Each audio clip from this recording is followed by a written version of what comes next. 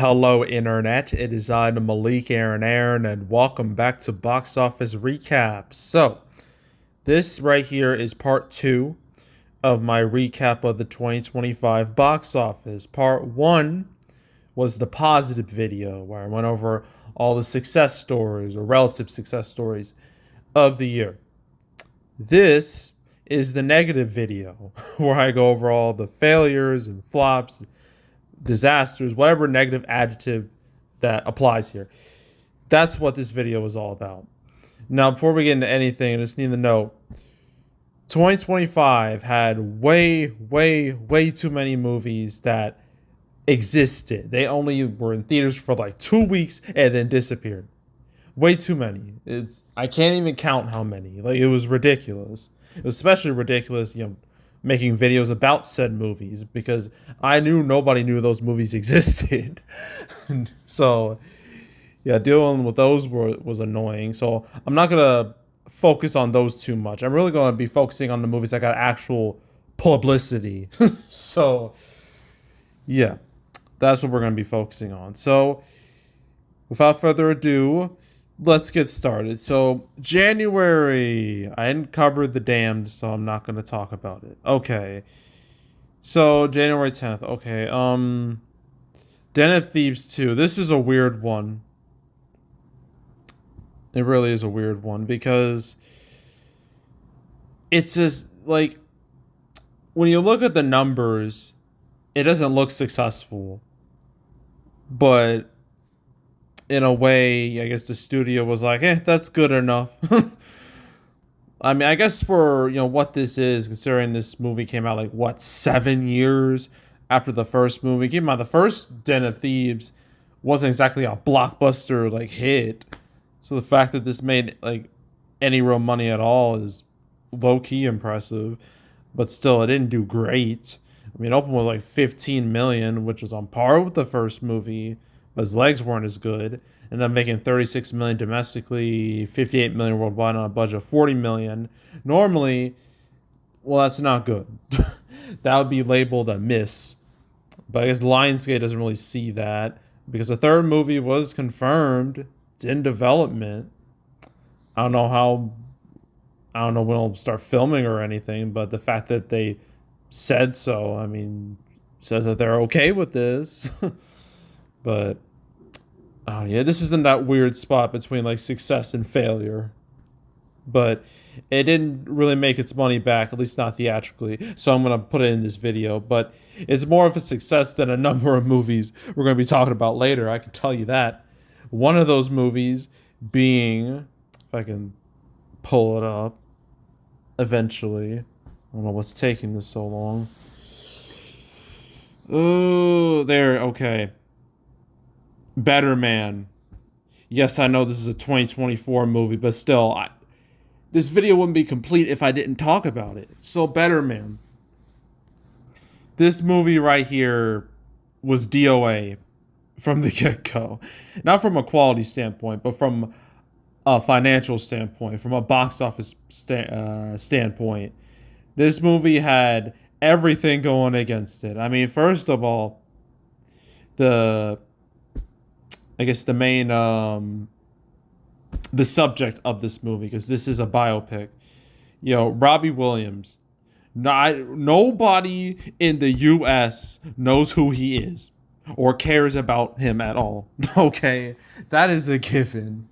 He has, no real presence, in the States compared to a lot of, other, music artists. And then they went a step further. They said, no, we can't just have Robbie Williams on the screen. Let's do something different. Let's have him be a chimpanzee. Let's have him be a monkey. Something that's never, brought up in the movie at all. This is a creative choice. And I'll admit it's very different.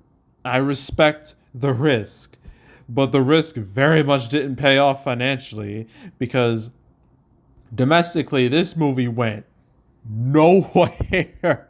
It's arguably the biggest flop, one of the biggest flops I've ever seen, period.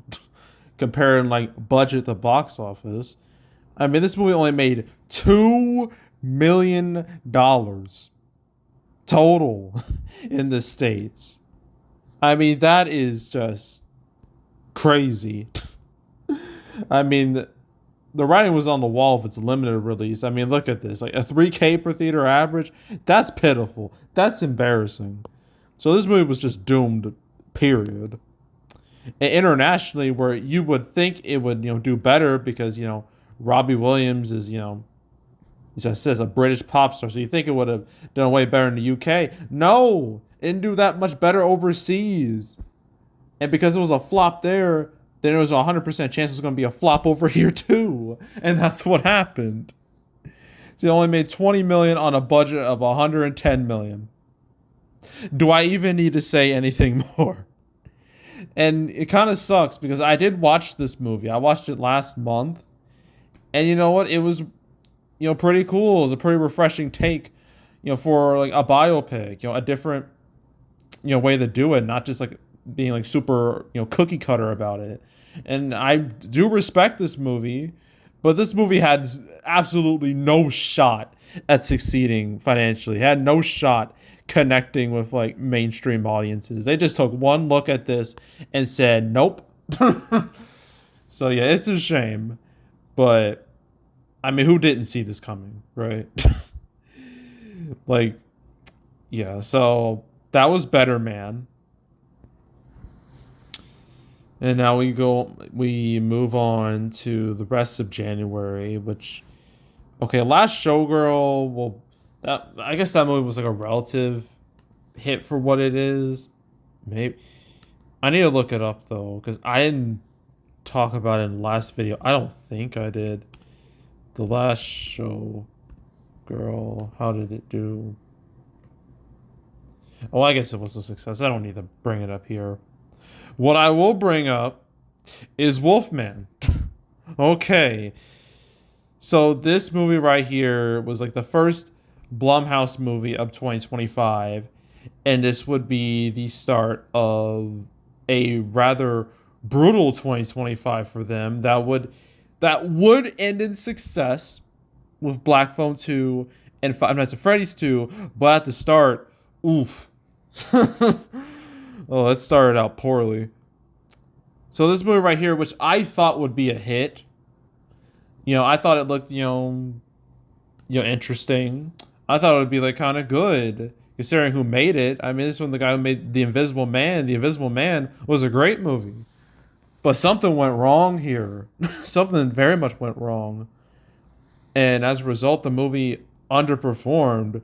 It only opened like 10 million. It was terribly front loaded. Word of mouth was just toxic for this thing, as you can see here. It only made like 20 million total. I would have thought it would have made that much opening weekend, but no. Made 35 million on a budget of 25 million. That's terrible. There's no way to sugarcoat that.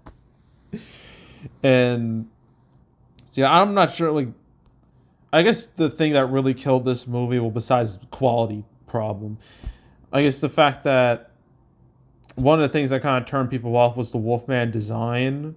Because when you think of a Wolfman, you think of like, a man all, hairy and whatnot, with, fangs and like all wolf-like. That's what you think. But this movie didn't really go that route. It went in another weird route, like a weird design choice that just, like, it was more, it leaned more towards the man than the wolf part. And it just, I feel like that was a turnoff for some people.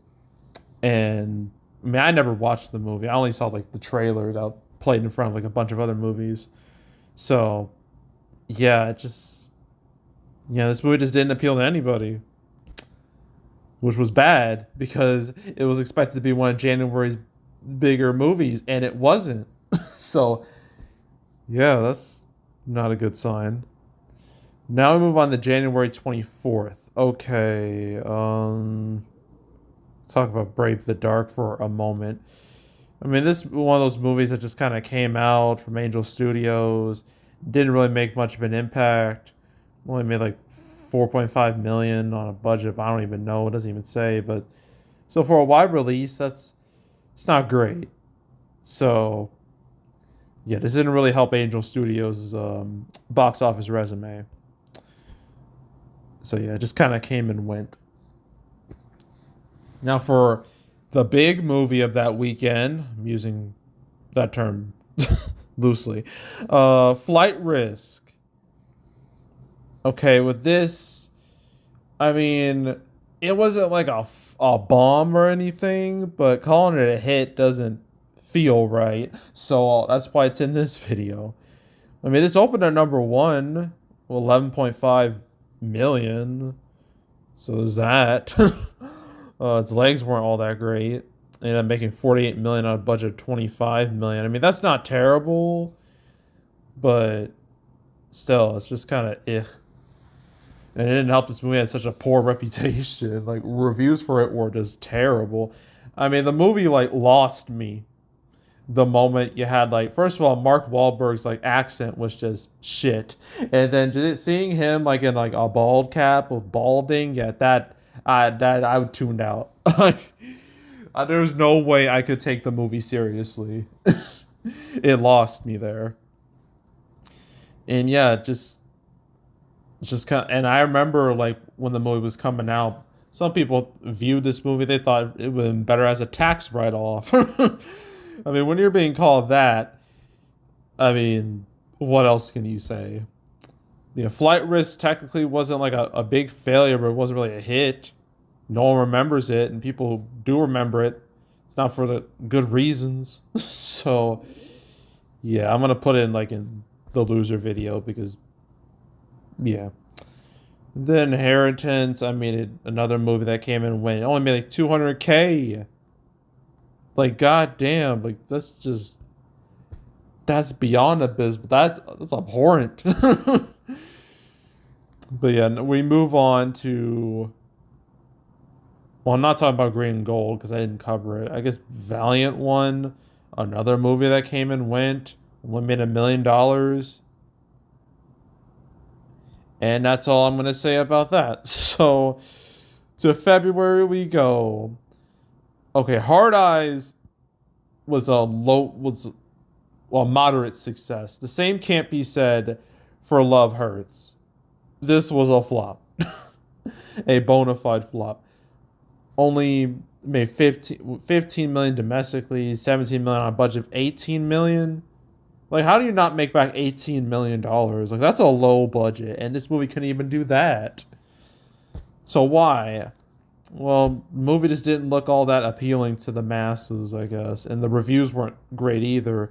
And this is despite the movie very much having, like, Valentine's Day theming, just like Hard Eyes. But the thing is, Hard Eyes was good. This wasn't. So, yeah. It was just an action movie that, you know, failed to impress anybody. And it just, yeah, came and went. And, yeah, nothing else to say about that. Okay, our first major disappointment of 2025.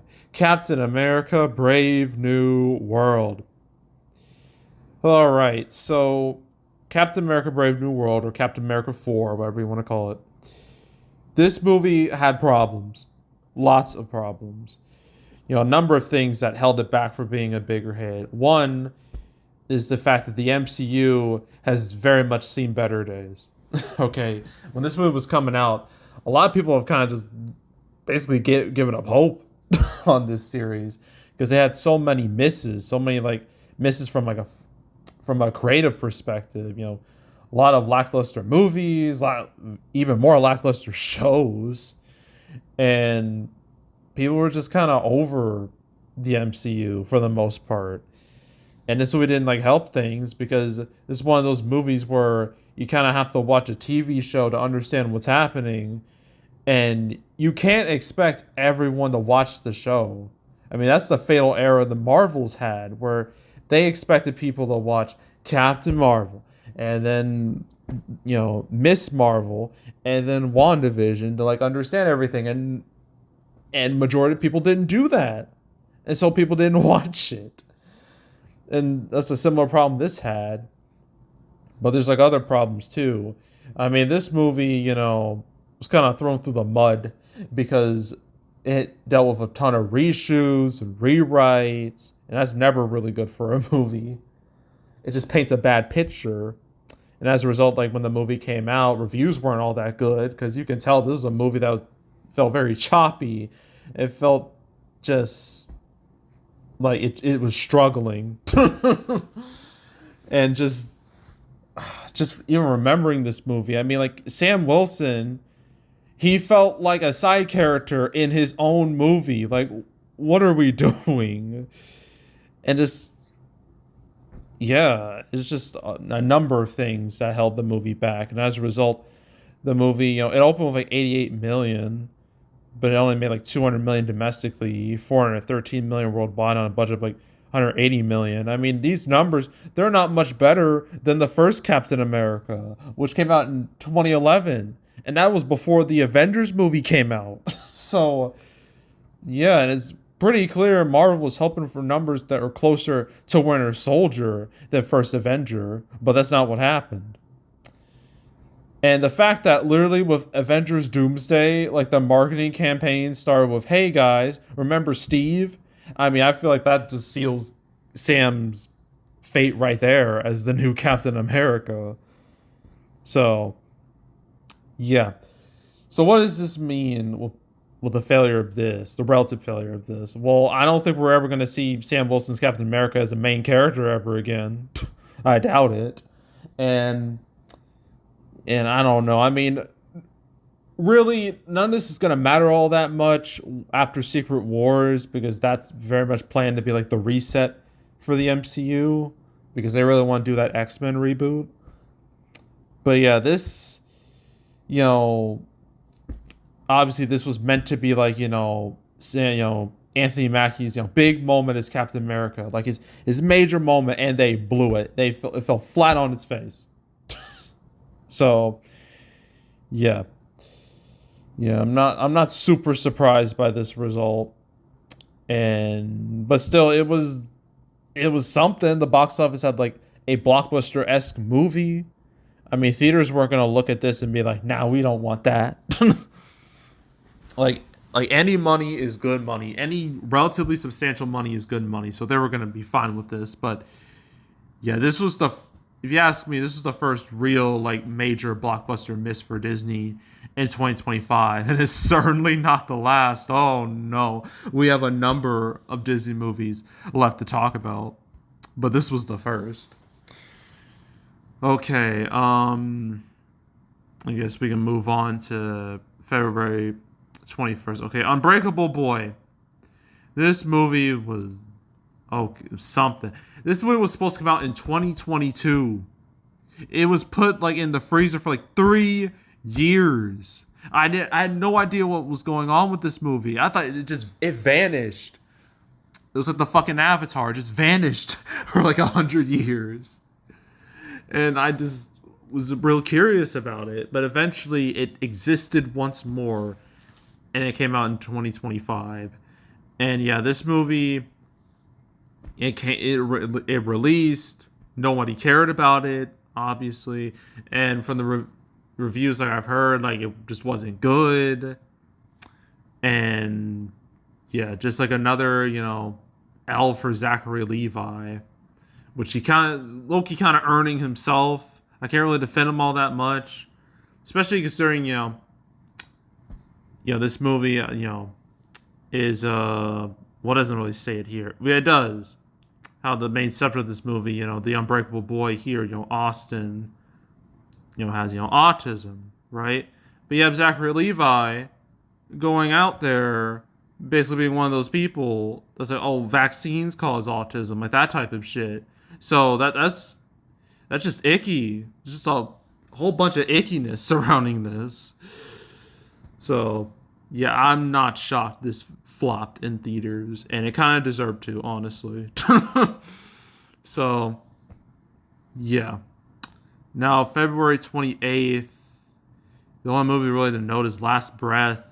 It made like no real serious impact. It just kind of released. No one really cared about it. I know I didn't. And yeah, it just did bleh business. That's the case for like basically every movie that came out that I had to cover. I mean, Mobile Suit Gundam, blah. No one cared about that. I gotta keep scrolling now. No one cared about My Dead Friend Zoe, only making like $1 million. Nobody cared about Riff Raff, which only made like less than $2 million. Like nobody cared. I don't even think I talked about a Sloth Store. No. The hell is this? I never talked about it. So, yeah, that was February. Just a whole lot of nothing. There was like the one like undisputed. There was like very few success stories in February, but in March, Jesus Christ. Okay. Oh, March, the worst month of 2025 by far, an absolute disaster of a month for many reasons. Because there was no blockbuster hit. There was no real like mid-level hit besides what? Working Man? And that came out at the end of the month. Everything else was a bomb pretty much. So let's look through this graveyard, shall we? First, In the Lost Lands. If it loads. There we go. In the Lost Lands. You know, nobody liked it. Nobody watched it. I mean, look at the budget at the box office. $3 million to $55 million. Like, yeah, nothing else to say about that. Oh boy, Mickey 17. Okay. Another major bomb of 2025. So the failure of this, I knew it was going to happen. I just knew because, sure, this is from like Bong Joon-ho, the man behind Parasite. But this movie, I could tell, was going to be a tough sell for like mainstream audiences. I mean, it had like this quirky, it was like a quirky sci-fi movie. And, I know this isn't like original sci-fi, it's based off a novel, but it's not like I doubt most people knew that. But for like any like big sci-fi movie, that's a big risk. I mean, sure, you could be like a Star Wars, you could be like Guardians of the Galaxy, but you could also be a John Carter or Jupiter Ascending or like a Valerian Thousand Planets, that movie. So yeah, sci-fi, big budget sci-fi is one of the riskiest genres out there. And you have to be a part of that genre. It's going to be a big risk. And yeah, I mean, the movie came out and it didn't really find that much an audience. Only opened like 19 million, made like 46 million domestically, 133 million worldwide on a budget of 118 million. That's terrible. That's a bomb right there. Huge bomb. And it was the failure of this and another Warner Brothers movie that came out the same month that made people very concerned. Like the two heads of the film division at Warner Brothers, it made people believe like their jobs were gonna be kaput. It was only a matter of when like they were gonna get, shown the door. But thankfully the rest of 2025 happened and that basically saved their careers, saved their jobs. But yeah, Mickey 17, it was a miss. It was a very predictable miss financially, which kind of sucks because I kind of liked the movie, but I knew in my heart of hearts this was never going to be a hit, and it wasn't. So, yeah. Moving on to the rest of March 7th. There's Night of the Zoopocalypse, whatever. 2 million domestically, made no real impact. Queen of the Ring, same thing. They didn't even make like $1 million. Made like $500,000, at least for its opening weekend. I guess it's total. And yeah, nothing else to say about that. Then Rule Breakers from Angel Studios, another movie that made no real impact whatsoever, only made like $3 million. And yeah, that was March 7th. On to March 14th. Black Bag. So this right here was from Steven Soderbergh, and had a big cast and everything, and big-ish budget, 60 million. And despite good reviews, people just didn't care. Straight up, they did not care. It only opened with like 7 million, made 21 million domestically, 43 million worldwide. Yep, that's a flop. And these days, as we saw, especially like later parts of the year, like it's hard to make like an original, like adult movie out there and expect people to show up. It's very difficult. The fall was a bloodbath with these type of movies, and that's just been the case like all year long. Like it takes like you gotta do something like really cool, really unique to make adults to make like an adult centric movie that people will actually care about. That's what happened with Sinners. Everybody wanted to watch that. Nobody wanted to watch this. So, yeah, there's plenty of examples of this where, sure, the quality is there, but the audience interest is not. That's the case for a large number of movies I'm going to be talking about in this video. So, yeah. Then we got The Day the Earth Blew Up, a Looney Tunes movie. Okay. Technically this movie is a flop. Only making like 8 million domestically, 13 million on a budget of like 15 million. But the fact that it exists at all, the fact that it was saved, by Ketchup Entertainment is a victory within itself. But from a financial perspective, yeah, it was a bust. But, still, Ketchup Entertainment, they deserve credit for saving this movie after Warner Brothers, basically just said, nah, we don't want that. Even though it's Looney Tunes. Yeah, Warner Brothers just had Warner Bros. Discovery, David Zaslav, just had like a real vendetta against like basically anything animated at Warner Brothers, and I will never understand why. It doesn't make sense. Like this man canceling project after project. We all know what happened with Coyote versus Acme. That man canceled the movie for a tax write-off.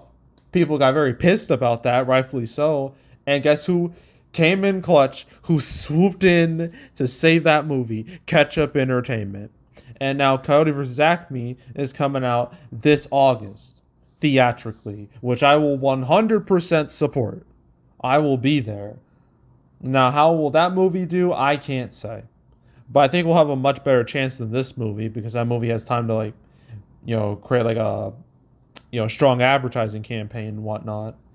This didn't really have that advantage, and as a result, it just kind of went unseen by most people. But still, the fact that it came out, a victory within itself. And then what else we got here? Last Supper. So, yeah, as you know, a story about Jesus. There were a number of movies about Jesus that came out around the same time. The same exact time. There was this, The Chosen, King of Kings. I'm just like I get we're like near Easter, but does there have to be so much Jesus on the big screen? Is this really necessary? And the thing is, it says Easter. This came out a month before Easter. So what are you doing? Why would you do that? That makes... I know you said, well, what about Christmas movies that, come out in November? Well, that's the holiday season. The holiday season usually lasts from November to December. So it's still festive. It still makes sense. It's like releasing a Valentine's Day movie in January. That makes no sense. No sense whatsoever. And yeah, it made no impact at all. It just came and went. I guess, the faith-based crowd decided they'd rather just watch King of Kings because that actually, came out right near Easter. So, yeah. And then we got, where is it? Opus from A24. Yeah, this really went nowhere. Only made 2 million on a budget of 10 million. Geez, this is a low budget. You can't even make that. And yeah, this was definitely easily one of A24's worst performing movies. It was a very uneven year for them. They had hits, they had success stories, of Materialist, and especially with Marty Supreme. But yeah, they had a lot of financial misses though, and this was the first of them. So yeah, that was March 14th, the worst weekend of 2020. 5. And this is like the point of the year where people just kind of gave up. They just said, okay, it's not going to get any better. At least until it did, but still, this is at the time. And then March 21st, oh boy. Let's talk about all these failures. First, Alto Nights. Robert De Niro times 2. Yeah, so this is a movie that I remember when I made the canceled series where I talked about it, and then the movie just kind of just disappeared, and it just like kept getting delayed. And I'm just like, why? Like, why delay this? It's not even a big movie. And then it just kind of just released, and nobody gave a single damn about this thing. Only opened with like $3 million on a budget of 45 mil. Like, bruh. Only made 6 million domestically, 10 million worldwide. Like, what was going on here? Apparently, like, the reason why this movie even existed was because apparently it was like some type of like favor like David Zaslav had with like the filmmaker of this movie, being a fan of his. But like, this is like a gangster movie. Nobody cares about gangster movies anymore, especially not on the big screen. If you want like your gangster fix, watch The Sopranos. Like, you have like so many other like ways to watch like gangster stuff. Like, no one was gonna watch this on the big screen. Nobody. And the box office results confirmed that. So I don't know what the plan was here. I don't know what the thought process was. But yeah, like this and Mickey 17. I mean, talk about a shitty start to the year Warner Brothers had. Thank goodness, like the next month, literally everything turned around. It was a complete 180 for them, box office wise. So yeah, and Warner Brothers, they wouldn't have another real flop until like way later in the year because they had such a incredible, run in 2025. So yeah, this is a movie that I'm pretty sure you all forgot about anyway. I know I did. But yeah, but still, it wasn't the biggest failure of that weekend. Oh no. We've got to get to that. But first we got to talk about Ash for a quick moment. Made $1 million. Nobody cared about it. And that's that. Okay. On to one of the main events. Disney's Snow White. So much has been said about this movie. So many videos, articles about what went wrong with this movie, everything the movie did wrong. I don't want to go through all of it in detail because that'll take way too much time. But I can give you like cliff notes, like the basics. So basically every part of this movie from like development to release, everything went wrong pretty much. I mean, when it was announced, I mean, nobody wanted another Snow White movie. There's already like so many out there. You literally had 2 in 2012. So like, who needed another live action one? And then the casting, we had Rachel Zelger as Snow White, and people had issue with this because Rachel is obviously not white, and Snow White is, skin is white as snow, and Rachel didn't really have that. So people took issue with that. And then, Gal Gadot is, the evil witch or whatever. The evil queen, my bad. The evil queen, from what I remember when the movie came out, I remember people just clowning on her, saying like she was like literally the worst part of the movie, how she can't act and all that. But Rachel, the way she acted, like, when you're like an actor, there's got to be a point where there's a time to talk and a time to just shut up. But she didn't get the memo, and she ended up saying things that really tanked this movie in the eyes of a lot of people. Saying, how, kind of like trashing the original movie and being like, oh, this movie's going to be so much, better, and whatnot. And just saying like a bunch of different things that just made people turn on the movie. But that wasn't all. From the production part of it, you had, the dwarves who didn't look like dwarves at all, and people were just like, man, what the hell is this? Is this even Snow White? And then they realized, okay, let's make the dwarves look like actual dwarves. And you'd think they would have cast, little people as the dwarves. No, they made them CGI and made them look terrifying. So it's another knock against the movie. And then the marketing, I mean, the trailers, everybody trashed. The dislike ratio on them was crazy. And literally when the movie was coming out, advanced ticket sales didn't go on sale till like, what, a week in advance? Like, that's not normal. Usually advanced ticket sales, that's like, what, a month in advance, right? So for a week in advance, I think that just, that said a lot right there. And then just all this negative publicity, this negative energy, this negative aura surrounding this movie resulted in it only opening with 42 million, making 87 million domestically, 205 million worldwide on a budget of $269 million. God damn. I mean, yeah, this movie was just a disaster. It was DOA from the very beginning. And on IMDb, it just got, downvoted to oblivion. I think, 1.5 out of 10. So there was that too. And for a minute, the failure of this movie resulted in the Tangled live action movie getting like paused. Unfortunately, that didn't last very long, and they ended up still going through with it. But yeah, what a failure. What a catastrophe this movie was. Literally, when I read like an article about the Razzie Awards, when it was like this and War of the Worlds like were the main two movies, I was like, yeah, that seems right. I didn't even question it. Because this movie appealed to nobody. Really. Like, young people don't give a shit about Snow White. Older audiences were turned off.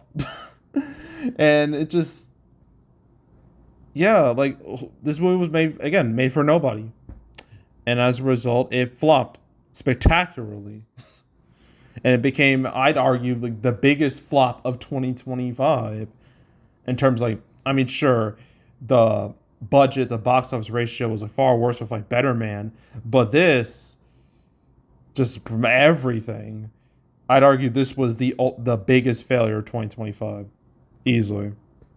And it deserved failure at that. So, yeah, nothing else I can really say about it except it was the biggest L of 2025. So moving on, there's Locked. Didn't make an impact at all. And made like $3 million worldwide. Magazine Dreams. Okay, this one's a little more interesting. See, this movie was supposed to come out in 2023. And, 2023 was supposed to be like this big moment for Jonathan Majors. I mean, he was Ant-Man 3, Creed 3. Like, it was supposed to be like a big deal. But then, like, after Creed 3, everything in his life went wrong. He was like charged with like, I believe, what was it, like assault or something?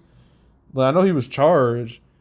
And, it was a big legal thing that went on for like most of 2023. And it ultimately resulted in him getting like convicted for said charges, which resulted in him getting fired from Marvel. And it basically killed the Kang Dynasty movie. And they had to like scramble to figure out what to do. And that's how Kang Dynasty became Avengers Doomsday. So then this movie ended up being like up in the air for a long time before, what was it, Bear Cliff Entertainment decided to like grab it and give it a theatrical release. And it got a theatrical release, but it only made like $1 million. So was it worth it? I mean, if under different circumstances, this would have done much better. But because of what happened, I mean, this movie never had a chance to succeed. So... Yeah, nothing else to really say about that. And then March 28th, okay. Death of a Unicorn from May 24. Okay, it seemed like it had potential. I mean, look at this poster. It's type of poster that really like piques your interest. You're like, oh, what the hell is this? And like the premise for the movie sounded pretty good, but something went wrong. And as a result, it went, basically unseen. It flopped. Well, like 5.7 million, made like 12 million domestically, 15 million worldwide on a budget of 15 million. Like that's bad. And yeah, this is like one of those like things where it looks good on paper, but something went wrong in the execution. And yeah, can't really say anything else about that. Okay, what else? Penguin Lessons. I mean, it came out made like 3 million domestically. I mean, there's nothing really to say about that. So moving on to what was it? Yeah, Woman in the Yard. Another movie from Blumhouse. Another L from them as well. So this, only cost 12 million and only made like 23 million worldwide, only 22 million in the States. It was just like this. The failure of this really told me that it really felt like the Blumhouse name was becoming box office poison. I mean, well, I mean, I already kind of knew that from like their 2024, but 2025, I was just like, yeah, I feel like almost feels like anything Blumhouse related is like doomed to flop at this point because it just kind of it did nothing to like make people like interested in it. Like it just looked like a generic ass horror movie. That's how people saw it, and people ignored it. So, yeah, and now no one remembers it. So, yeah, that was March 28th. That was March. So as you can tell, March was a very negative month, but maybe the most negative month I've ever covered on this channel. Thankfully, April was far, far, far better, far superior. But it doesn't mean April was immune to failure. I mean, first we have Hell of a Summer, which, made 3 million, cost 3 million. Can't label that as a success. And yeah, no one cared about it. Same that goes for, let's see, Luckiest Man in America. Even less people cared about it. It didn't even make like $500,000. And then what else? The Friend. I mean, it did better, but not that much better. Only made like 5 million, worldwide. So, yeah, just again another movie that just came out and existed. Then April 11th, okay, we got the amateur or whatever. Made 40 million domestically, 95 million worldwide on a budget of 60 million. Not great. I mean, with this movie, it just never really, caught audience. Never really had much interest in it. I don't really think it's the fault of like Rami Malek or anything like that. I don't think it's the cast, but it just lack of audience interest or like serious audience interest. I mean, it still did better in a number of movies. Definitely say that, but yeah, people didn't really care about it all that much. And then with Drop, the same thing. And technically this movie was a hit, making like 28 million on a budget of 11 million, but calling it a hit doesn't feel right. Like it's still like still one of Blumhouse's worst performing movies. So can you really call that a success? Not really. And it sucks because I liked this movie. I really did. But nobody gave a damn. It's almost like people saw the Blumhouse logo and they ran away. That's what it felt like. Especially like the most of 2025. So yeah, despite being like honestly one of Blumhouse's like, better movies, no one gave a damn. So yeah. Yeah, sucks, but it is what it is. And then we have April 11th, Warfare. Where is it? Gotta scroll. Warfare. All right. And again, this sucks because I liked this movie.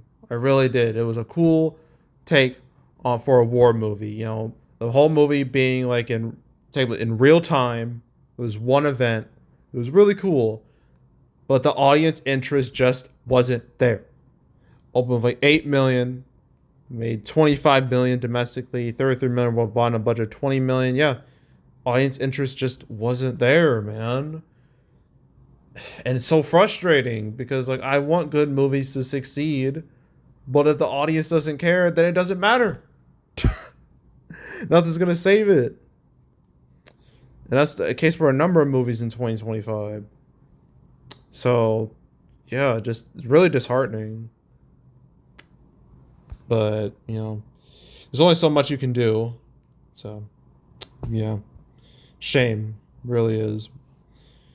So that was like April 11th. April 18th. Okay, this was obviously the weekend of Sinners and really nothing else.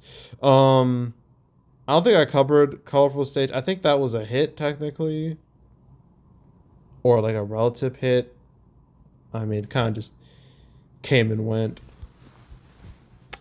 So yeah, I can't really say much about it. When it comes to like, okay, these other movies. Okay, first we got Sneaks. I mean, look at this. Just look at it. I mean, do you really expect this to make money? Of course not. This honestly, looking at it, it feels like some direct-to-DVD movie you find at a Walmart bargain bin like in 2015. That's what it looks like. I'm not saying that's what the movie is, but still, it's what it looks like. And it just, I mean, no one watched it at all. It only made like less than $1 million domestically. I mean, it went literally unseen. Now, okay, I know GOAT isn't like a basketball movie, technically. But it is a basketball movie, like in spirit. That's gonna do infinitely better than this because that movie actually, has a budget and marketing, something this movie didn't have. So, yeah, I mean, are you really surprised nobody watched this? Because I'm sure not. The Wedding Banquet also kind of went unseen. I mean, it only made like $2 million. I mean, made no real impact. So. Yeah, nothing really to say about that. All right, April 25th. Okay, Accountant 2. This is in that weird space between success and failure. Because budget to box office, it does not look good. Only made like 65 million domestically, 103 million on a budget of 80 million. So you'd think, that screams failure. But this is from Amazon. Amazon doesn't care.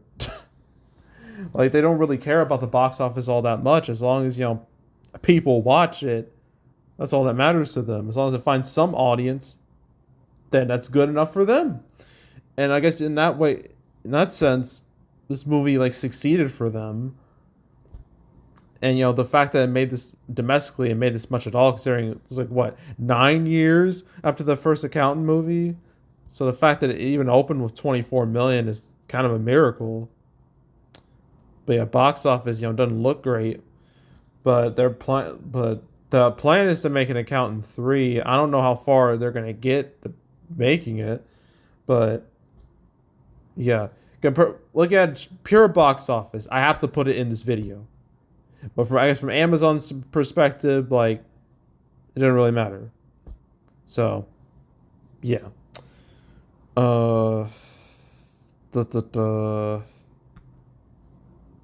Okay. I didn't talk about Cheech and Chong's last movie. I didn't talk about On Swift Horses either. I didn't mention Until Dawn, which technically was a hit. Didn't really feel like it. Legend of Ochi, that was not a hit. Another A24 miss. Like 2 million, made like, no, not even open with 2 million. It only made 2 million domestically. Made 3 million worldwide.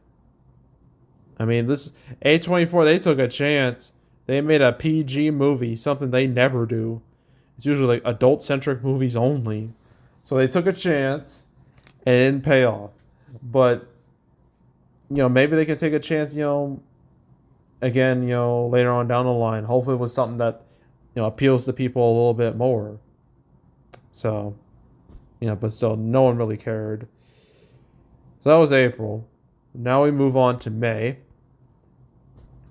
More movies that just existed for 2 weeks. Oh boy. I clearly haven't had enough of these. Rosario. made $1 million. Moving on. um, gotta keep scrolling. The Surfer made $2 million. Moving on. Thunderbolts, finally, a movie I can actually talk about. Okay, so Thunderbolts. I wasn't sure how to feel about this movie before release. I mean, when it was announced, I didn't care. That was the case for a lot of people. I just kind of looked at it and I shrugged my shoulders and that was it. But then I saw trailers for this movie. I'm like, okay, this movie might have some potential. And I was like kind of rooting for it, honestly. Like near release, I heard how good it is. People were like, oh my God, Marvel is so back. And I was like, okay, I want maybe, this could be a banger. Maybe this could, reverse Marvel's woes. And, from a critical perspective, from a quality perspective, it certainly did that.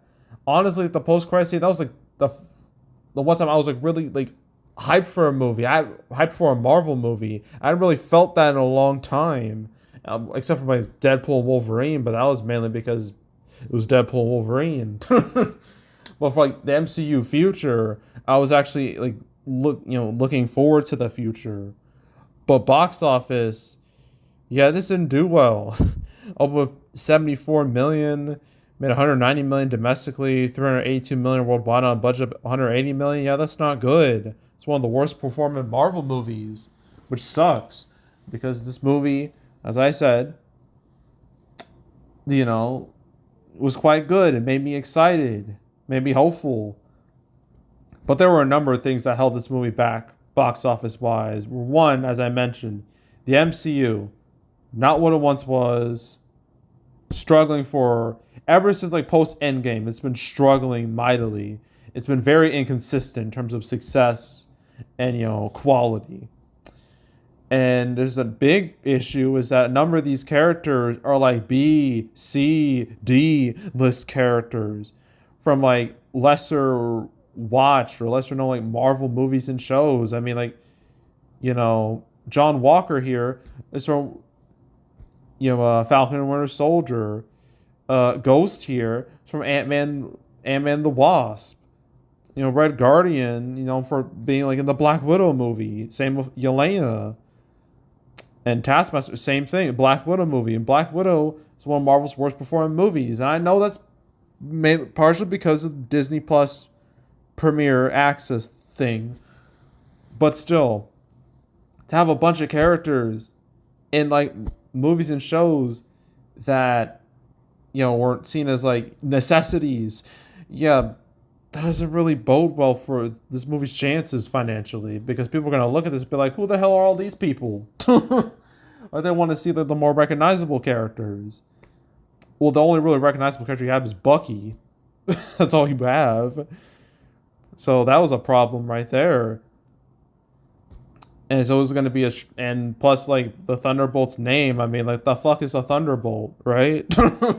No one knew what that was. I mean, the asterisk made people very interested. And it turns out the asterisk, meant, this is actually, well, spoiler alert, the new Avengers. That was like the big twist of the movie. But even that didn't really help the movie financially. So, yeah, this movie was just like kind of like low-key doomed. And I wish that wasn't the case, but it was. And yeah, so I know from a quality perspective, Marvel's back on track. From a box office perspective, they're very much not. Like, they need to, like, I'm not sure if they'll ever truly get back to where like all their movies are all slam dunks financially. I'm not sure if that can ever happen. Maybe after Secret Wars, but yeah, for right now, it just feels like, like some fans will care, but not all the fans will care. And if you need these movies to be a hit, you need a majority of fans to care, not just a few. And this movie wasn't able to convince a majority of the fans to care. And it sucks. But it is what it is. See, that was Thunderbolts. Moving on to May 9th, literally a nothing weekend. I mean, what do you want me, well, not Clown in the Cornfield. I already mentioned in the success video. What do you want me to say about these? I mean, Fight or Flight made $4 million. I mean, it's Juliet and Romeo didn't even make like 500K. If you can load. I mean, just like, come on. Shadow Force only made like $5 million. And that was supposed to that was the widest release that weekend, and it's only cost like that was like $40 million. Made 5 million. I mean, like, oof. Yeah, no one even really knew this movie existed. This looks. I mean, this movie was just. I mean, look at it. Does this look theatrical, or does this look like some random movie you find on Amazon Prime or Prime Video? Like, that's what it looks like. So, yeah, no shit, it didn't do well. So moving on to May 16th. Hurry Up Tomorrow, the weekend's movie. So the thing is, it's kind of like, well, when I saw the trailer for this movie, it really interested me. You know, I thought it looked good. Then I read reviews and I said, oh no, never mind. I didn't watch it. And that was the case for literally everybody. Because this movie did horrible. Opened with like $3 million. It had a horrendously front-loaded run. I mean, look at this. A 75% dip Friday to Saturday. I've never seen that before in my life. That is crazy. And then like its run was like very short. And it's seen as one of the worst movies of 2025 because it was just seen as an ego trip for the weekend. It was literally just, you know, a vanity project. Literally, this movie exists, you know, as like a companion piece to his album, which came out earlier in the year, which makes you think, why didn't they just have this and the movie come out this and the album come out at the same time? Wouldn't that make sense? No, didn't make sense. And so, yeah, a result like this, I think it's pretty clear The Weeknd needs to stop acting. He's not good at it. I mean, The Idol proved it. This proved it. He needs to stop. Stick to his strengths. That's what he needs to do. Stick to singing. And Jenna Ortega, she really needs to pick better projects. Or at least her agent needs to pick, you know, give her better projects. Because this ain't it.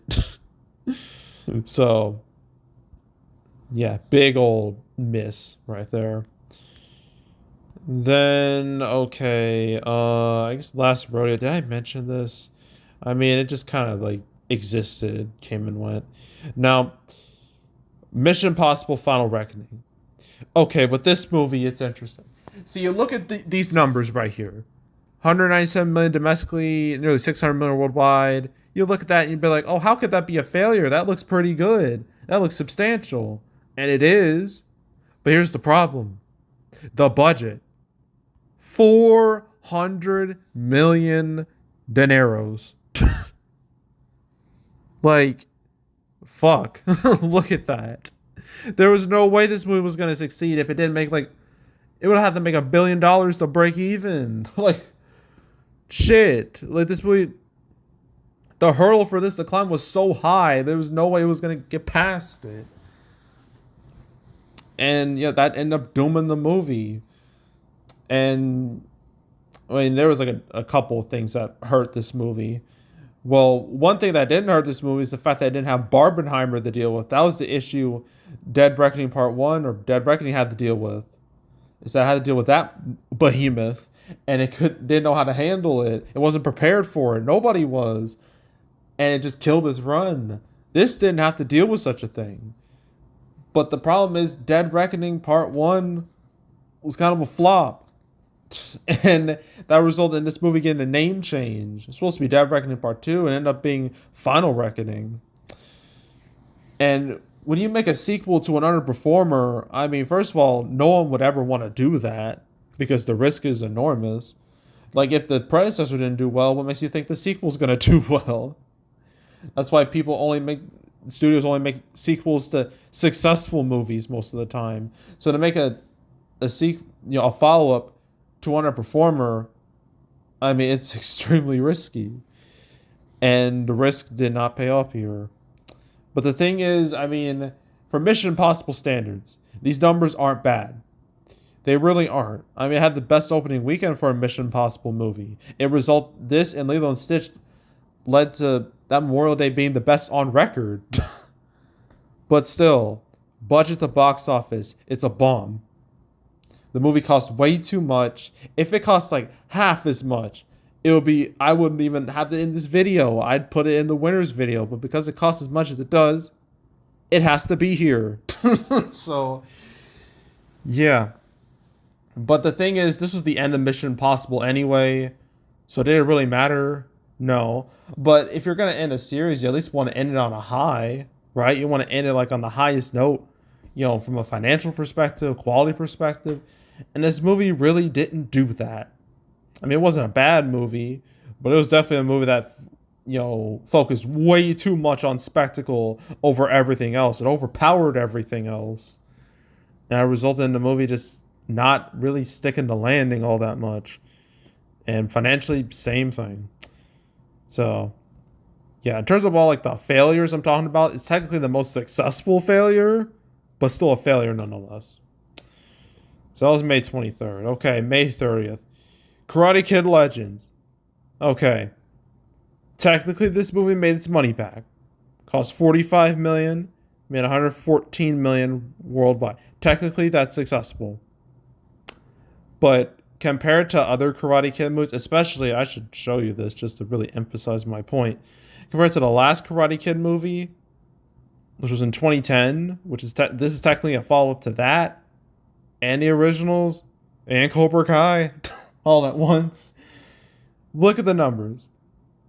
55 million openings, 176 million total, 351 million. Look at that. Look at the difference. Literally, Legends made less in total than what Karate Kid made in 3 days. I mean, how can I call that a winner? I can't. I'd be lying to myself. So that's why it's in this video, because it just kind of, I wouldn't say it underperformed. This is very much an underperformer. It didn't help that this came out like right after Lilo and Stitch, but that already had the family market. So releasing this right after was a mistake. They could have spaced it out a little bit, or it could have came out like later, like in June. I don't know why this had to choose post Memorial Day. You could have put another movie out there, honestly. But that's the decision they made, and it didn't work out all that great. So, yeah, I mean, technically not a flop, but certainly not a hit. Certainly not a winner. So, yeah. That was Karate Kid Legends. That was May. Now the June. Okay, Dangerous Animals came and went. Made 2 million domestically, 5 million worldwide. I mean, just, again, came and went. Ballerina, or From the World of John Wick, Ballerina. Okay. The John Wick spinoff. This, I thought could be a hit, because John Wick financially was doing great. It was the rare franchise where each movie did better than the last. You don't see a whole lot of franchises do that. And like the story of John Wick, started from like this small movie that initially was never going to get made, but took like a last minute stuff to happen for it to get made. Started as this little movie that grew a cult following, and it found an audience, and that audience expanded with each movie to the point where John Wick became a legit blockbuster series with the third and fourth movies. So with the spinoff, you think, oh, it's gonna be a winner or a relative winner. It's still people are gonna show up. No, this is the first John Wick flop, only making 24 million opening weekend. Wasn't even number one that weekend. Only made 58 million domestically, 131 million worldwide on a budget of 90 million. Yep, that's a flop. So you can very much compare this to 2024's Furiosa, where it kind of had the same issue, where you make a spin-off movie, a female-centric spin-off movie, but where like the main character of said, franchise like isn't really the focus. Although here John Wick actually shows up. He's actually in the movie, for not the whole movie, but in parts of the movie. I mean, Furiosa, Mad Max was nowhere in sight. But still, the same problem is that, that because the core audience, like most of the fan base, they didn't care. They didn't see it as like an essential movie. And that's always the risk with a spin-off movie, is that it's going to be seen as just like, oh, just another entry.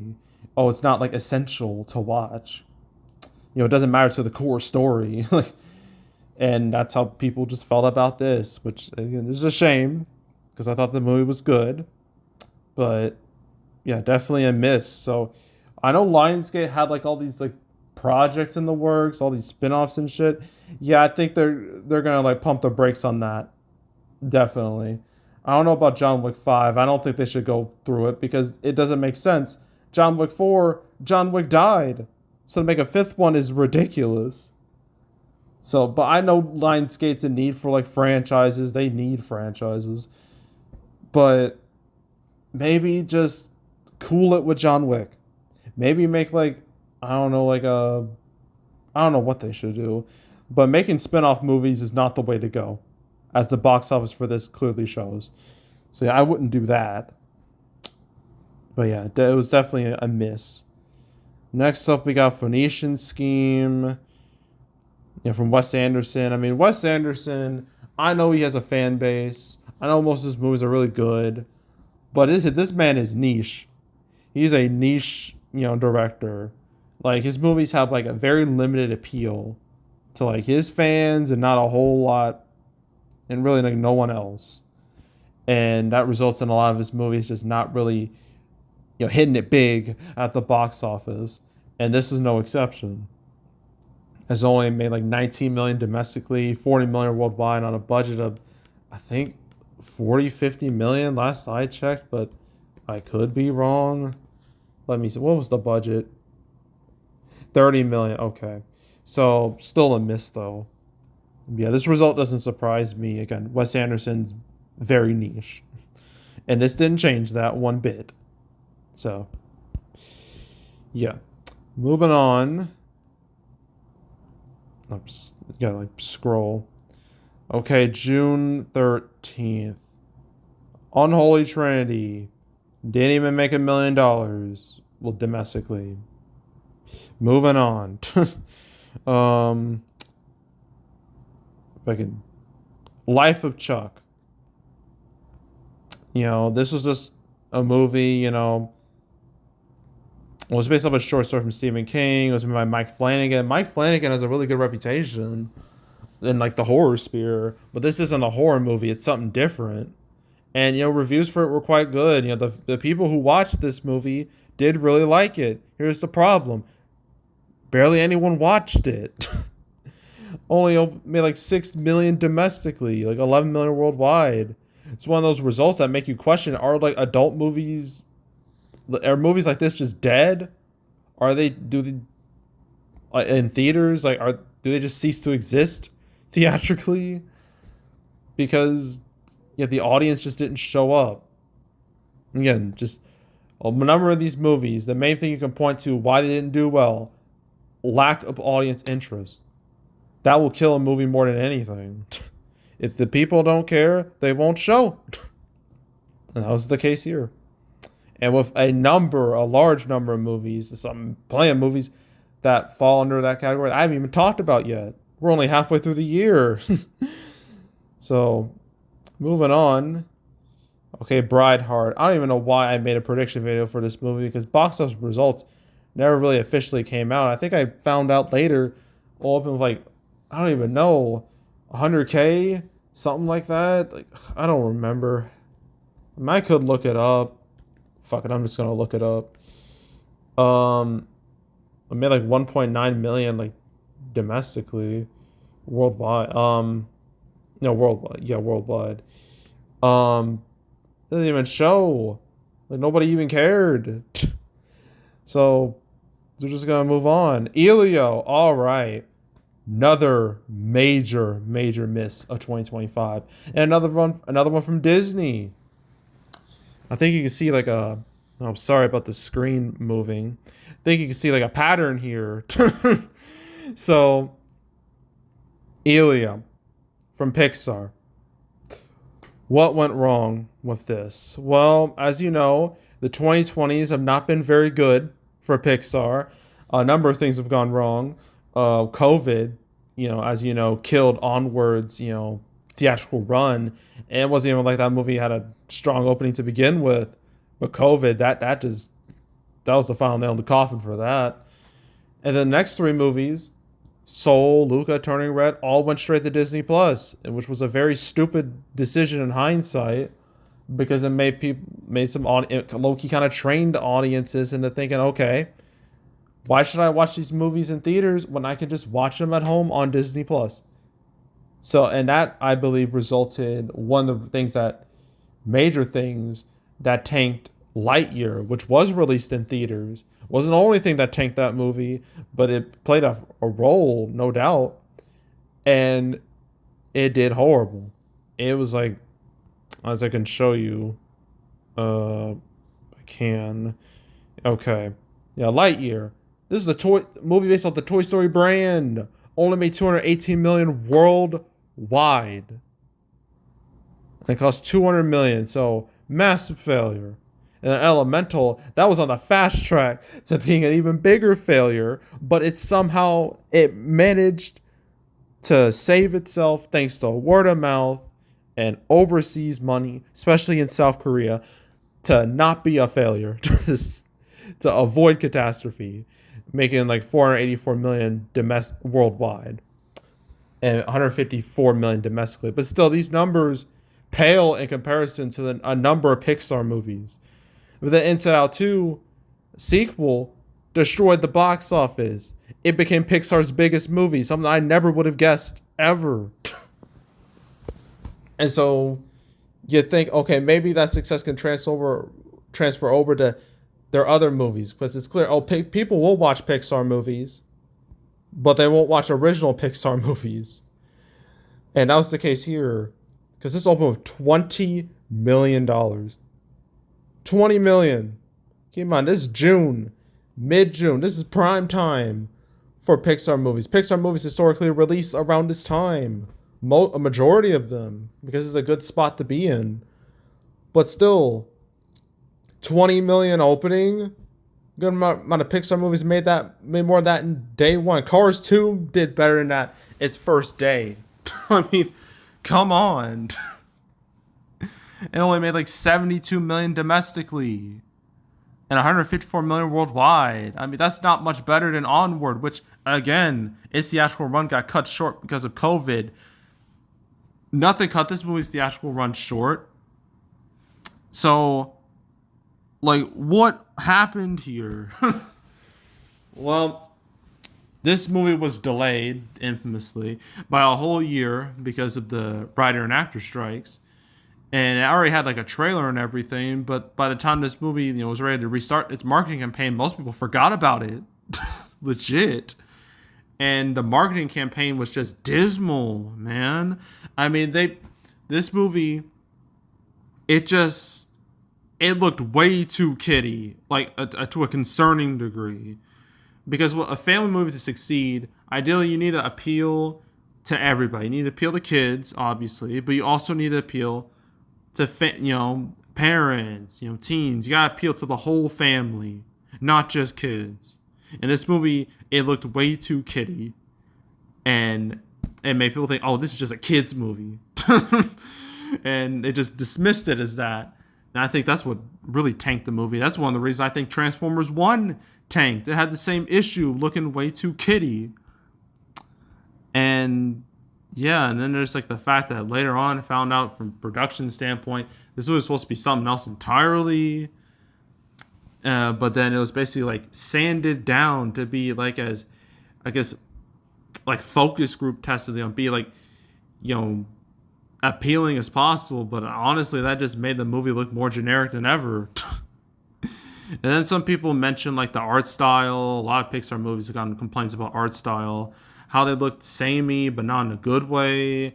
The bean mouth art style, which I don't think is a super fair criticism, but that's still a criticism people had. And just a number of things that caused the movie to tank. Not to mention, this movie came out a week after the How to Train Your Dragon movie, a movie that already appealed to families. So, like, what are we doing? Like, why would you do that? And it just felt like Disney just did not care about this movie, and they just threw it out there to die. And die it did.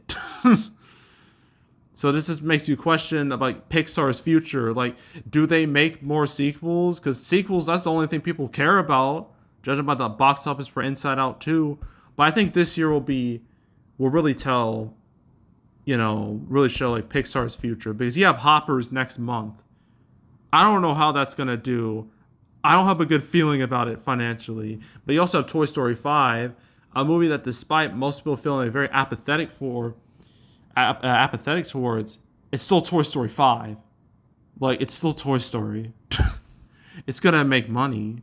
If that flops, then I will be amazed. But we'll see what happens with that in a few months. But with original Pixar movies, I'm deeply concerned about their chances. I mean, but you do have Gato like in 2027, which actually has a different art style, which is very refreshing. So maybe that could, be the movie that kind of changes Pixar's fortunes when it comes to their original works. Because if they make just sequels and nothing but sequels, that's going to be the most depressing thing ever.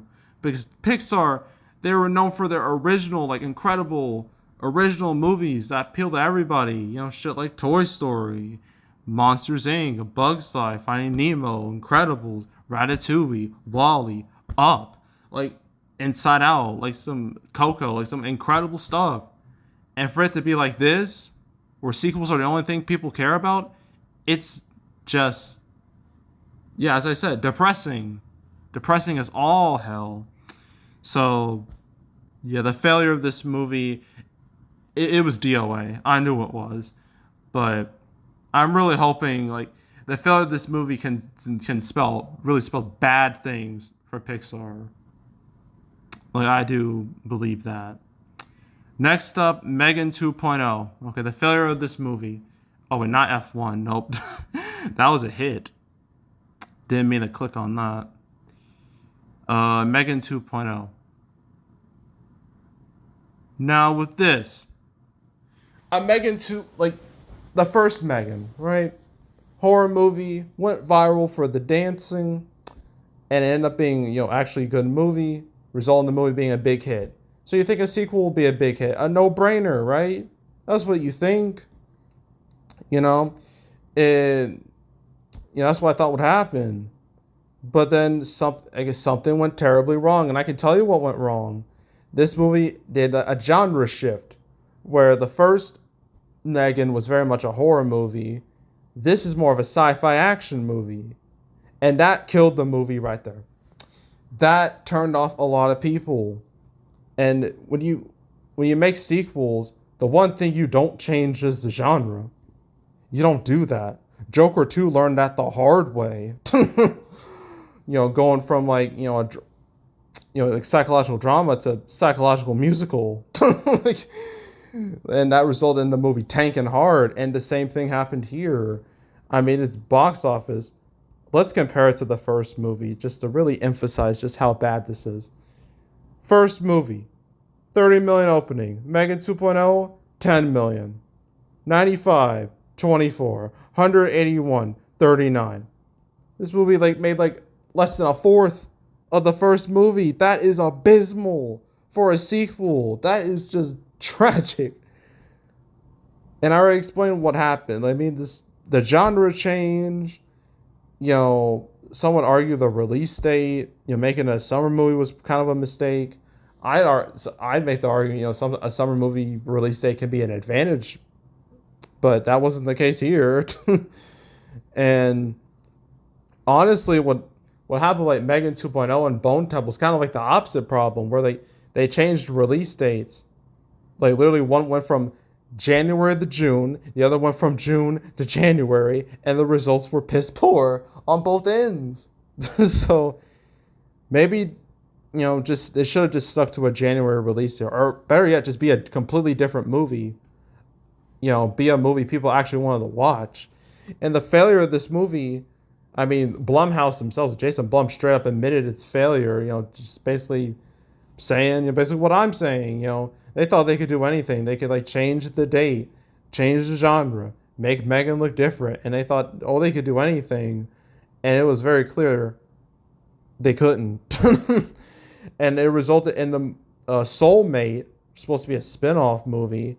That movie's theatrical run just got canceled, legit.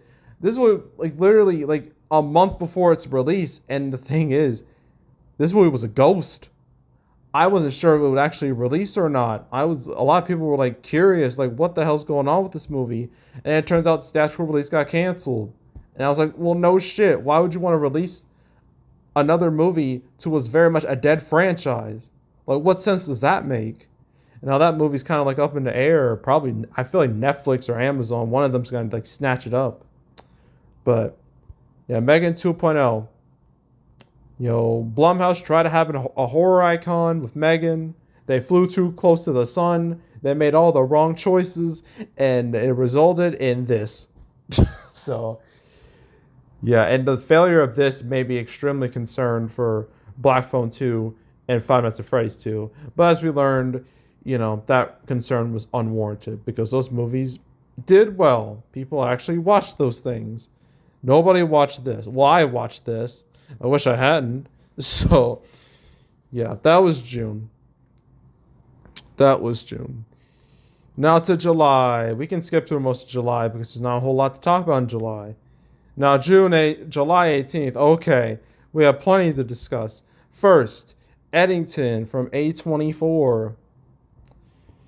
I knew this wasn't going to do well, and that's mainly because of the subject matter. I mean, this movie being basically a COVID period piece.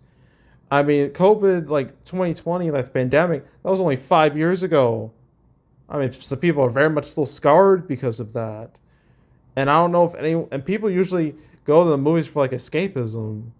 So I don't know if anyone wants to relive the very shitty days of 2020, especially like summer 2020, which is when this movie takes place. And yeah, just the lack of appeal, lack of like broad appeal, doomed the movie right then and there, only making like 10 million domestically, 13 million worldwide. I mean, I did watch this movie. It was a very interesting movie, but it is very clear that nobody really wanted to watch it. It had very limited appeal. It ended up being like a flop for A24. So, yeah. I still liked it, though. Then we got I Know What You Did Last Summer. A movie that, yes, technically made money. It made $63 million on a budget of $18 million. Technically, that is successful. But calling it successful is wrong. Because this being, a revival, revamp, whatever you want to call it, from the original, it did worse than the originals. Look at this. Like domestically, I mean, 72 million, 42 million, 40 million, 32 million for the newest one. Keep in mind, those first two movies took place in the 90s. Come on. I can't call that a success. I just can't. I mean, I know like it just says it's domestic total, but even like worldwide, I think it was like 70, 80 something million. So again, it did way worse. New one did worse, despite like coming out decades later. So, yeah, like, and the thing is that both like the original I Know What You Did Last Summer, Scream came out around the same time, had like kind of like the same creative team, like the same writer. But you know what? Scream became iconic. I Know What You Did Last Summer didn't.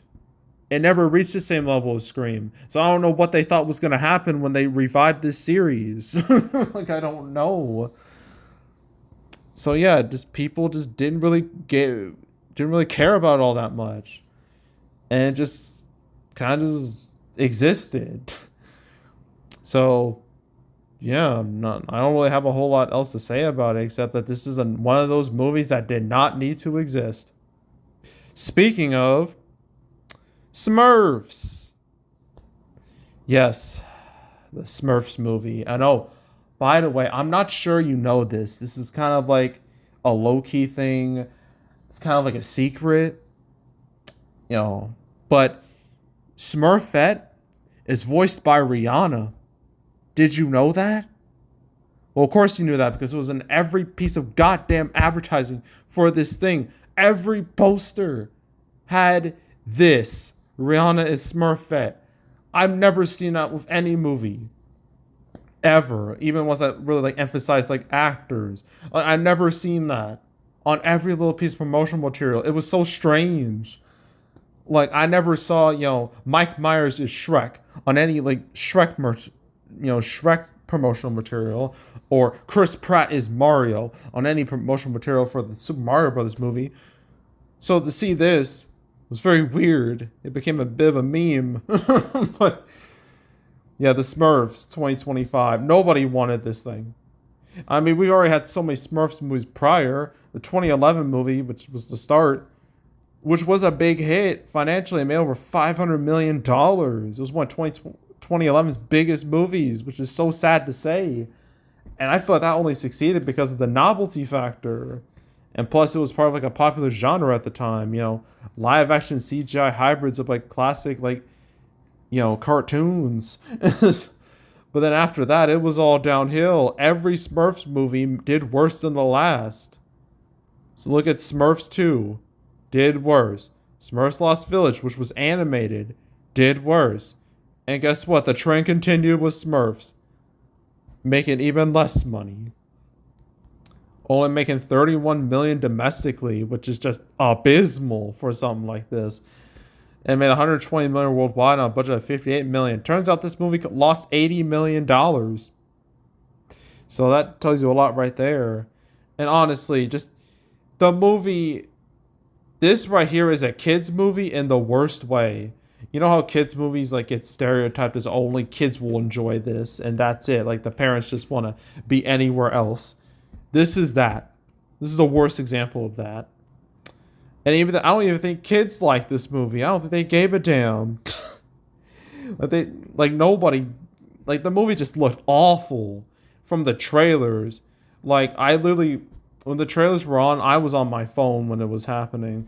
And literally when I hear shit like, oh, I think I just smurfed my pants, I was just like, oh my God, I want to die. I don't want to be here anymore.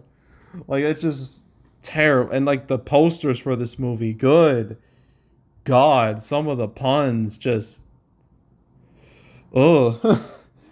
I'm just getting flashbacks, just remembering like all those posters like I read of like all the just horrible puns. And just, yeah, well, a box office result like this, I am hoping, praying we never get another Smurfs movie because there's no demand for another Smurfs movie. Box office shows that. I mean, you literally have like, I think I remember like a video, a thumbnail being like, we must kill them regarding the Smurfs. And yeah, this brand needs to die. It needs to die. It needs to be buried, dead and buried. That's what needs to happen. So I'm all for the death of the Smurf series. I mean, if you agree, let me know. But yeah, Smurfs 2025. No. Just no. Just like the thumbnail I made for my prediction video for it. Just no. Just no. Just no. Alright, okay, so July 25th. Alright, The Home came out. Whatever. House of Eden came out. Whatever. There's too many movies like this. I'm gonna have to. This video's long enough as it is. I need to like speed shit up a little. It was not my fault. There's so many movies that really had wide releases in 2025. Now I move on to August. See, we don't have to talk about the beginning of August too much. Well, except Strange Harvest because, well, for a quick moment, because like less than 400K. Yeah, went unseen. Now, mid-August, this is where everything went downhill. For not just summer. I mean, usually late August is a pretty dead time for movies, and that was certainly the case last year. With Americana, which I did a video for, it didn't even have like a proper theatrical release. Well, there's no box office numbers here because they kind of just didn't really have much of anything. And keep in mind, this came out around the same time as Sydney Sweeney, like the American Eagle controversy. So, yeah, it wasn't exactly a good time for her, but obviously Sydney Sweeney, she had the housemaid later on, so she ended up being fine in the end. And then Eli Roth, like Jimmy and Stiggs, I mean, only made like 111K. I mean, like, what do you want me to say? Like, nobody cared. Highest to lowest, I'm not going to talk about here because that was very much just like a special little theatrical release before its Apple TV debut. So even though I didn't make a video on it, honestly, in hindsight, I probably shouldn't have, but it is what it is. Nobody 2. Okay. This right here, the sequel to Nobody, on paper, this should have done way better than the first movie because this had some big advantages compared to the first movie. See, the first Nobody came out in March of 2021, which was a very dire period for cinema, for movie theaters, because keep in mind, this is like a few months after theaters reopened, and nobody was willing to go to the theater because it was seen as like dangerous. And nobody, even with like the restrictions and whatnot, if I can pop it up here, even with all those restrictions, it still did pretty decent at the end of the day. And so with a sequel, especially coming out like in summer, like this feels like the perfect late summer movie. And with not having to deal with COVID anymore, you think this would do better, right? No. No. It did worse. Like 9 million, made like 21 million domestically, 40 million worldwide on a budget of 25 million. Yeah, not good. The fact that this is so much worse compared to its predecessor, which again had to deal with the COVID environment, is just embarrassing, honestly. Like, there was no real reason for this to do worse. So I'm guessing, the studio was probably hoping for like a John Wick type effect, where the first movie would get like a big audience, I guess in post theaters, like on like home media and like stuff like that. That will result in a bigger turnout for the sequel, but that just never happened. And then people just didn't watch Nobody 2, so yeah. But Nobody 2 was still more of a hit than anything we'll be talking about, like, especially the August 22nd. I mean, Jesus Christ. Thank God for K-pop Demon Hunters, because if it wasn't for that, this would have been like just one of the worst weekends maybe of all time. Okay, maybe not in terms of box office, but in terms of just nothing to talk about. First we have Eaton, which, cost like 55 million. It barely got like a theatrical release. It only made like $2 million. Nobody cared about it. It also started Sydney Sweeney, so it's kind of led to like the narrative that, Sydney Sweeney, she's box office poison. As we know, Housemaid's not the case, but Ian didn't help with that. Then we got Honey Don't, which made like 7 million worldwide. I mean, with this, this is like from one half of the Coen brothers, Ethan Coen. It's very clear he's better off working with his brother than by himself. That is very apparent, because his last movie, Drive Away Dolls, didn't do very well. Didn't do much better than this. And very like these movies are supposed to be like probably like, I think his own words, like a lesbian B movie like comedy, and I'm just like, well, like that's this has such limited appeal, like insanely limited appeal. And the thing is, these movies aren't even good. So who are these movies appealing to? Like, I don't understand. And then it's supposed to be another one of these. I don't know who would want to sign up on it because it's clear no one watches these things. Now, not to say no one's willing to watch, stuff with, LGBT focus. I mean, look at Heated Rivalry. Well, I mean, that show popped off. That show became a phenomenon. So people are willing to do that, but nobody wants to watch these. That's made very apparent. So, yeah. And then, I already mentioned Nia Zia 2. It's released from A24. It did not go very well. But there's no reason to talk about it here. Then Relay made like $4 million. No one really cared about it. And we move on. All right. August 29th. Okay, Caught Stealing. This is one of those examples of quality not meaning a damn thing sometimes. Because reviews for this movie were very good. Right? Had good word of mouth and whatnot. Didn't help its box office one bit. Almost 7 million, made like 19 million domestically, 28 million worldwide on a budget of I think like 55 million or something like that. So very much a bomb. Very much a failure. And I think that's just, again, lack of audience interest that will kill a movie before anything. And people just really weren't in the mood to go to the movies. There were no movies that came out in late August that compelled people to go to the theater. There was nothing. Except K-pop Demon Hunters, but that was only there for like 2 days. So, yeah, for Darren Aronofsky, I mean, for this movie was quite the departure from what people normally expect from him. And, I respect and wanted to do something a little different, but people just, didn't care.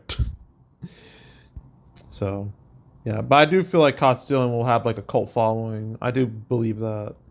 Then we got The Roses, which, came and went. Only made like 15 million domestically. Did better overseas, making 51 million worldwide on a budget of 30 million.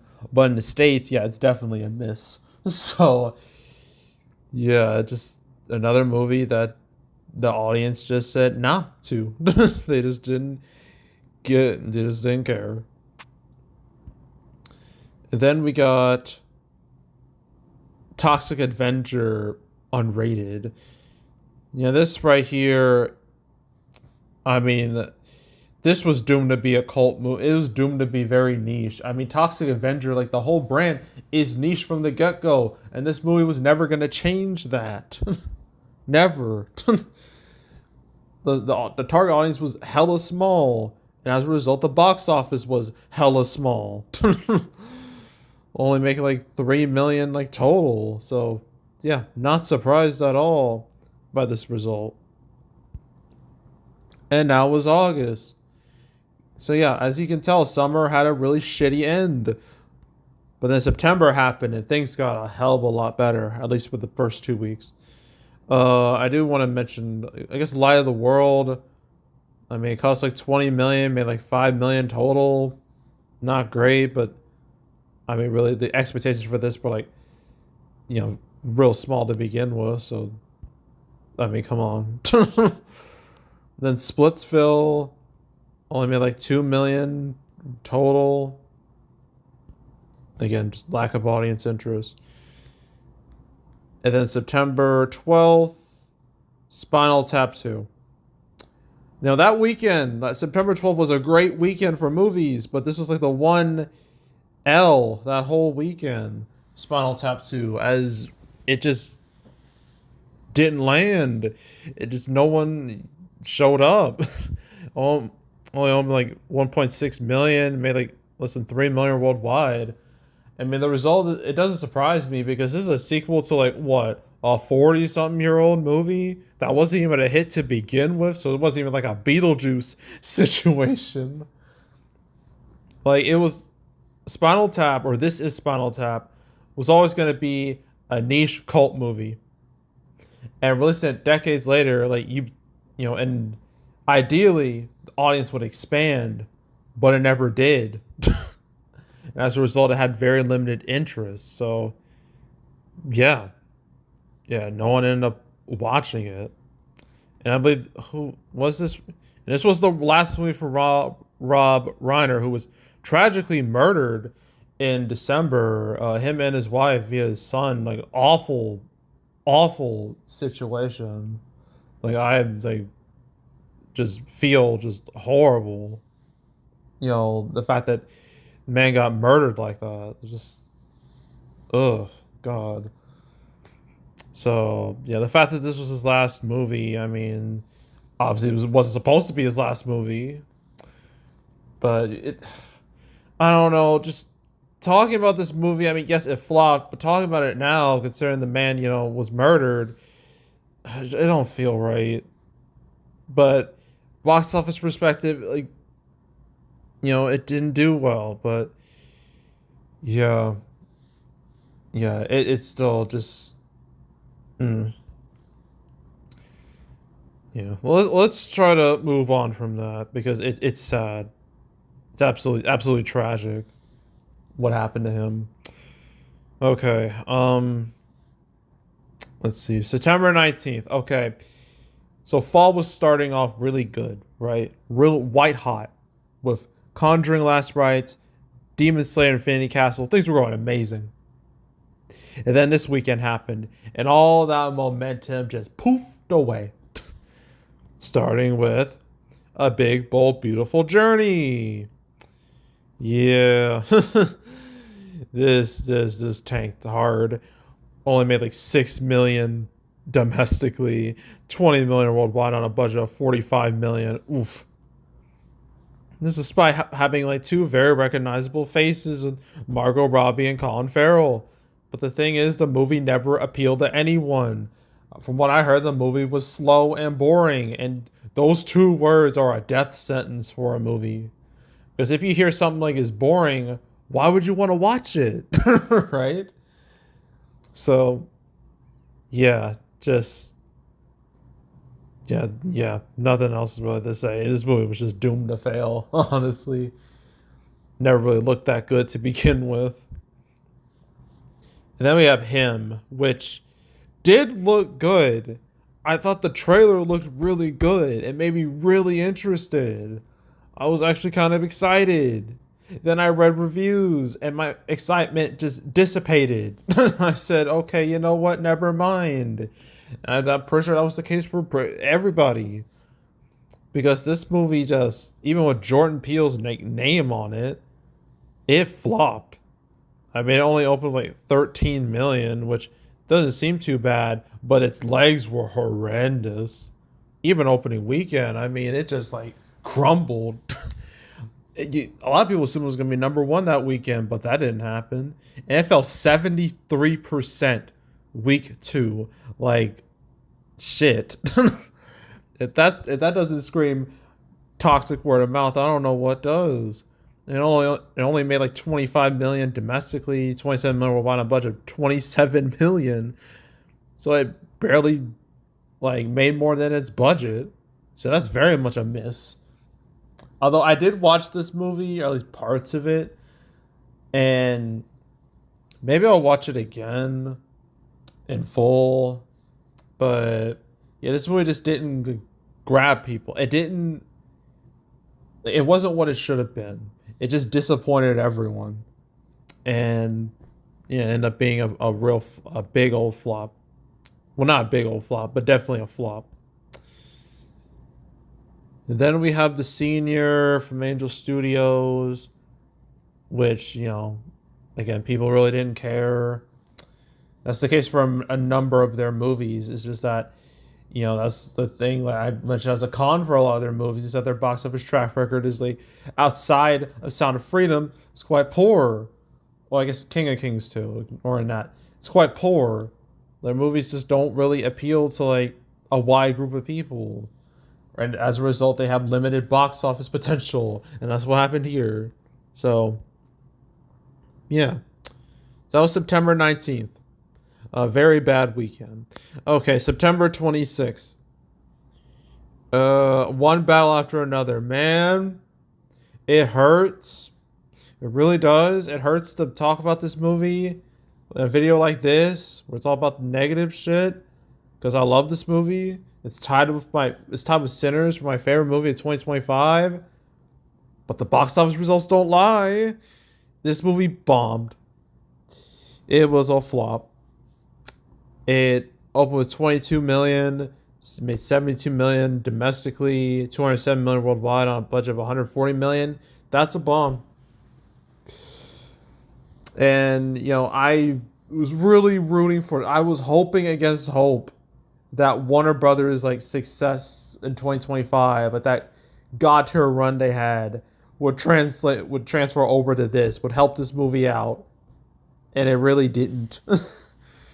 But then again, this is from Paul Thomas Anderson, who he himself said he considered himself box office challenged because majority of his movies didn't do well financially. So a lot of people viewed Warner Brothers giving this man 140-some million dollars as baffling. People are just like, what the hell are you doing? And what he did was make an absolute banger movie. That's what he did. But there are some silver linings to this. For one, this is by far and away Paul Thomas Anderson's biggest movie box office wise. Did way better than all his other movies by a country mile. And another thing is that compared to like the other like adult centric movies, especially that came out in the fall, these numbers are heads and shoulders above the rest. Like, it's not even close. So at least you can say that. And plus, from an awards standpoint, I mean, I know everyone talked about Sinners having 16 nominations, breaking the record and whatnot. And yeah, that's a huge accomplishment. But One Battle After Another was no slouch in the awards department. I got nominated for like 13 Oscars. And it's already won some awards already, like some Golden Globes. I mean, freaking like Tiana Taylor got a Golden Globe for her performance. And I feel like she's the front runner for getting Best Supporting Actress Oscar. So yeah, I still feel this movie's going to win some Oscars. It's going to get some, awards glory. And I do feel like this movie will be fondly remembered. And I feel like it will be labeled as a classic in due time, which is what it deserves. Because it's a damn good movie. I wish it did better financially, but I knew deep down it wasn't going to do that great. But still, great movie though. Shame it has to be a part of this video, but it is what it is. Okay, stupid thing taking too long. What else was there? Oh, Strangers Chapter 2. Technically, this movie made money, but I'm not calling it a hit. Opened like 5.8 million, made like 15 million domestically, 21 million on a budget of like 8.5 million. Compared to the first Strangers movie, or Strangers Chapter 1, my bad for this stupid new trilogy that definitely didn't need to exist. Look at these numbers. 35, 15, 47, 21. Yeah, it's so much worse. I can't call that a winner. This is very much the case of the first Stranger Chapter 1. People didn't like it, but people watched it for some reason. But the sequel, people were not going to give this a second chance, and the box office shows that. But I feel like less people are going to give it a third chance this weekend. Because this weekend, I have to cover this stupid movie, Chapter 3. So stay tuned for that video. But yeah, this is the end. This is like the middle part of the new Strangers trilogy that never needed to exist. People didn't care about it very much. I doubt anyone's really going to care about Chapter 3. And the sooner these movies are done and just out of there, the better.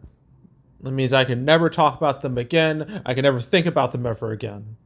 So, yeah, the sooner that happens, the better. Okay, that's it for September. October. It's one of those bad months. Jesus Christ, look at all these October 3rd movies. Okay, going through these as quickly, at least a number of these as quick as I can. Anemone, $1 million. Yeah. This is despite being like Daniel Day-Lewis's like return to acting. Nobody cared. Bone Lake, $1 million. Just gonna keep going. I don't think I talked about Perfect Blue. Did I? I'm struggling to remember. Let me see. No, I didn't. Now, Smashing Machine, I could talk about this. So, Smashing Machine. It's a very interesting movie because this is this is Dwayne Johnson doing something very different. Because normally he's in a lot of blockbuster centric movies, a lot of safe movies. He decided to for all the people saying, oh, he only does one role and that's himself. He can't act. He can't do this. He can't do that. Well, Rock said, oh, I'll show you. So he decided to make this movie. It's very much a departure from what most people expect of him, to the point where in the movie, like, you don't even really see him on screen, thanks to really good makeup and whatnot. Like, it's such a departure, and it's a big risk. I respect risk, I really do. And it seemed like, okay, well, The Rock, he's trying, he's going for it, but the thing is, that may have been to this movie's detriment. It's because people are familiar with Dwayne, in like these big movies, but to see him in this, his fans were probably really confused. It's just like, wait, what? Huh? Dwayne? Like, what are you doing? Like, it just lacked wide appeal. Then it helped that this movie is based off like MMA, and MMA, like in the movie world, that has very limited appeal. I can't recall any major like MMA movie successes. I mean, I could try looking here. I mean, what do we really have? Here Comes the Boom. Like, that's all we have. Literally. So yeah, just this real lack of appeal resulted in this movie just tanking straight up. Only opening like 5.8 million, making like 11 million domestically, 20 million worldwide on a budget of like what, 50 million? So yeah, big old miss. Definitely one of A24's biggest flops, which is kind of a shame because I did like this movie. And Dwayne, I respected the hell out of him for doing something like going out of his comfort zone. And I respect any actor doing that because you don't want to be typecast. That's the worst thing that could happen. So yeah, but the risk just didn't pay off. It didn't even pay off with awards either. So that made it even worse. But you know what? I respect Dwayne for trying something different. I mean, financially it didn't work out, but still, I respect it. As in, yeah, well, at least, and the thing is, it's funny to be talking about Benny Safdie and Josh Safdie because, the Safdies, they worked together until they stopped working together. One had a flop, the other had a hit, literally the same year. So, interesting, I'm talking about, like, their movies, one in part one, the other in part two. But yeah, that was the beginning of October. Yeah, it was only going to get worse from here. October 10th, alright. Kiss of the Spider-Woman. Yeah, went nowhere at all. Only made like $1 million, 30 million budget. Yeah, I don't need to go through that. Okay, Roofman. Okay, so this movie wasn't like a big miss, but no one. This is another example of quality doesn't equal box office. Another example of that. Because this movie just didn't have like wide appeal. I mean, people just didn't really vibe with it all that much. Didn't really capture people's attention. I wonder why. I mean, some would say like the title of the movie just like Roofman. Like what? Like some people think the title of the movie was a problem, and just the fact that again adult centric movies in the fall just refused to succeed. And this was another one of them, another one of those. So, yeah, kind of a shame what happened to that, but it's just again it is what it is. They got Soul on Fire, a faith-based movie. The faith-based audience, they didn't show up. They just ignored. I guess they either ignored it or they just didn't realize it existed. Well, made like 2.8 million opening, 7 million total. Like, yeah, basically went unseen. All right, Tron Ares, another Disney catastrophe of 2025. Okay, this failure is very easy to explain. Tron is a niche brand. It always has been. That original movie, sure, it became a cult hit. Sure, it was revolutionary, it was innovative and all of that, but it still flopped. It was still niche, and it was like this. It never reached mainstream status. And Disney tried their damnedest to make sure that would happen with Tron Legacy. They tried really hard, and Tron Legacy, it did okay, but literally, Tron was back for 2 years, and everyone forgot about it again, and then it was back to just being niche. And then Disney tried again the third time, Tron Ares, and I wasn't sure about this movie's chances, and yeah, and these box office results show that Tron is still niche brand forever and always, just like Mad Max. Exactly like Mad Max, because Warner Brothers tried to make Mad Max a big deal with Mad Max Fury Road, and they kind of did it, but didn't change Mad Max's status as a niche franchise. And Furiosa, that was one of 2024's biggest failures, and Tron Ares, one of 2025's biggest failures. It didn't help that you have Jared Leto in the lead role. At this point, I think it's safe to say Jared Leto is more or less box office poisoned with this and Morbius. Yeah, I don't think people really want to see him on the big screen all that much. So they really need to stop having him be the lead in big movies. Thank God in the Master of the Universe movie, he's Skeletor, so you don't get to see his face. So that might actually help that movie's chances at the box office. But look at Tron Ares box office, god damn. 33 million opening, 73 million total, 142 million worldwide, on a budget of 180 million. So, big old yikes. I mean, compared to Tron Legacy, it's just laughable. I mean, Legacy, just look at this. Look at this. Come on. So, what does this mean for Tron Ares?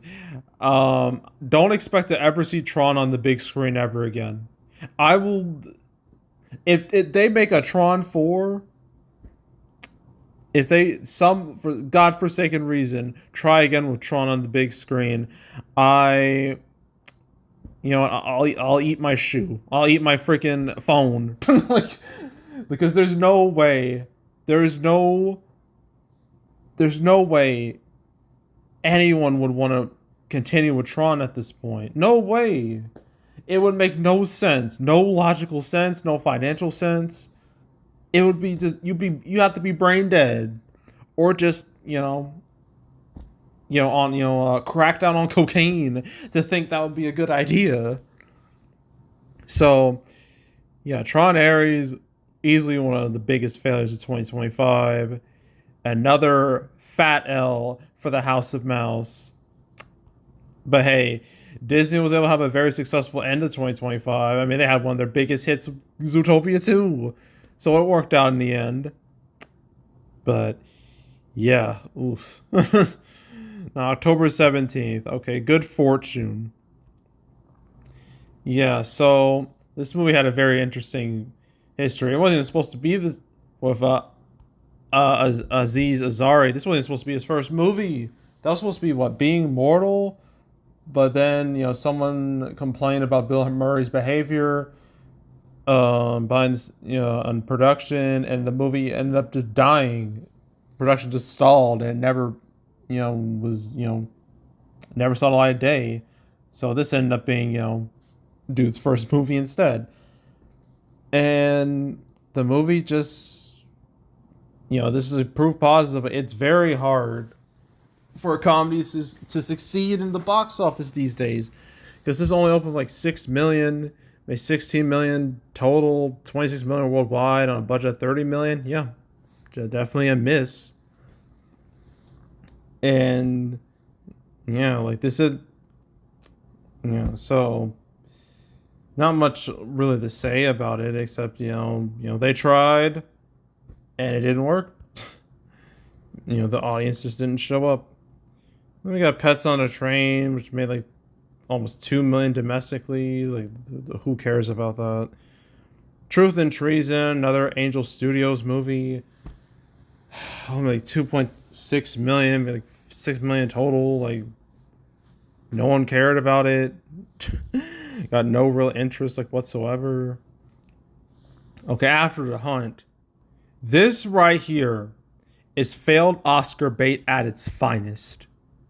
Because on paper, but all these names, right? Julia Roberts, Andrew Garfield, Elio, and like the movie like this is, you think it'd be like a kind of a big deal, but something went terribly wrong with the movie. The movie was like trashed by critics, trashed by audiences, with some abysmal scores, and as a result, the movie's box office results just, its potential to cease to exist, and it only opened like 1.5 million. It made 3 million total and 7 million worldwide. And the movie cost like what, $70 million? Like shit. Like, ugh. This is another example of like, if you're like an adult centric movie, you're basically just like, you're doomed to die. You were doomed to die in the fall of 2025. So, yeah, not much else to say about that. And then October 24th. Okay, let's talk about Springsteen, Deliver Me From Nowhere. So this is the Bruce Springsteen movie. And compared to other, biopics, musical biopics, this did not land. This did not click. Only opened like 8 million, made like 22 million domestically, 45 million worldwide. I think the budget was like 30 to 40 million, something like that. So yeah, miss. What happened? Well, one thing people said is that with a lot of these musical biopics, like even like with the titles, they tend to focus on like someone's like more popular songs or their most popular song. Wait, why do you think the Queen or biopic was called Bohemian Rhapsody, or why Johnny Cash's biopic was called Walk the Line, or NWA's was Straight Outta Compton? Like, you have to focus on like the popular stuff. This didn't really do that with Bruce Springsteen. It wasn't even based on his most popular music. It's kind of like released like during like kind of like a darker time in his life, so that kind of just limits its appeal for like most people. So as a result, like this, the people just didn't really show up. So, yeah. So that was like October 24th. October 31st, Halloween weekend. Historically, one of the worst weekends of the year because nobody goes to the movies on Halloween. For obvious reasons. Okay. Gotta go through these as quickly as I can. Anniversary. Made $500K domestically. I mean, moving on. Stitch Head. Okay, for what it is, it didn't do too bad. Did a lot better than a lot of these other like C tier animated movies, but still, like, these numbers are pretty lackluster. Like 6 million worldwide. Like, yeah, no. What else? Violent Ends only made like not even 200K. Like, Jesus Christ. The Begonia. Okay. Begonia. There's another one of those movies that looked really cool.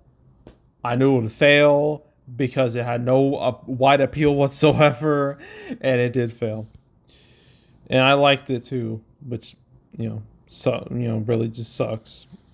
That so that happened to the movie, but yeah, but it made like 17 million domestically, 39 million worldwide on a budget. I think it was like 45 million, well, like $5 million. So yeah, shame. I really like this movie, but I knew it had no chance of success, mainstream success.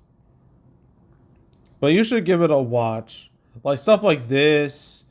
I'm trying to remember the other movies I mentioned, like this, One Battle After Another, Eddington, like stuff like that. Give it a watch. You might like it, you might not, but nice at least.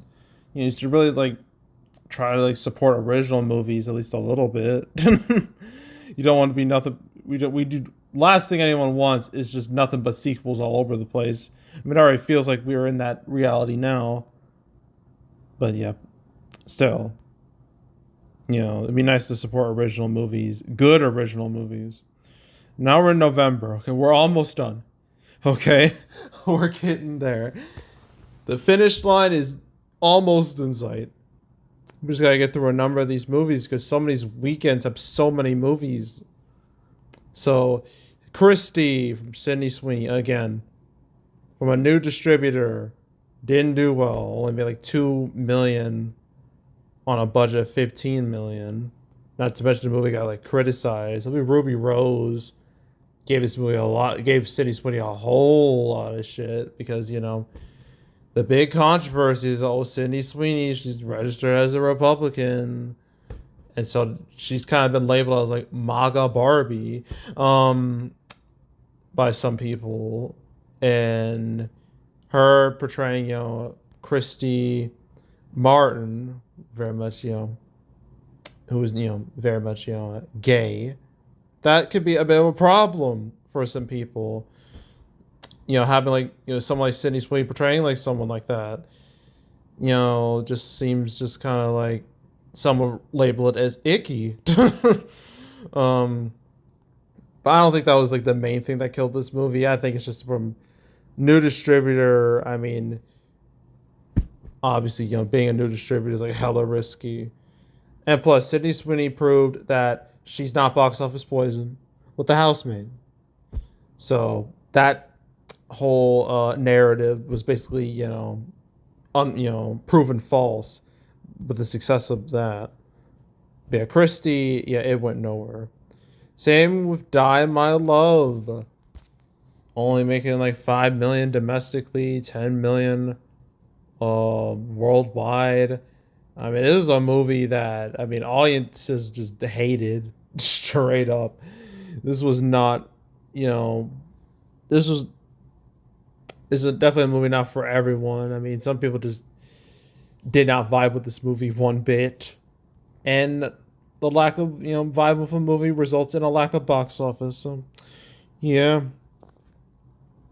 Grand Prix of Europe. This happened. We move on. Sarah's Oil, could have done worse, but it could have done better at the same time. Opened like 4 million, made like 11 million domestically. I think its budget was like 12 million. I know it's from Amazon, but still, like that opening weekend, that was the movie's highest high, and it just never was able to like really gain like serious momentum after that. So, Predator Badlands. Shit, how did I forget? Okay, Predator Badlands.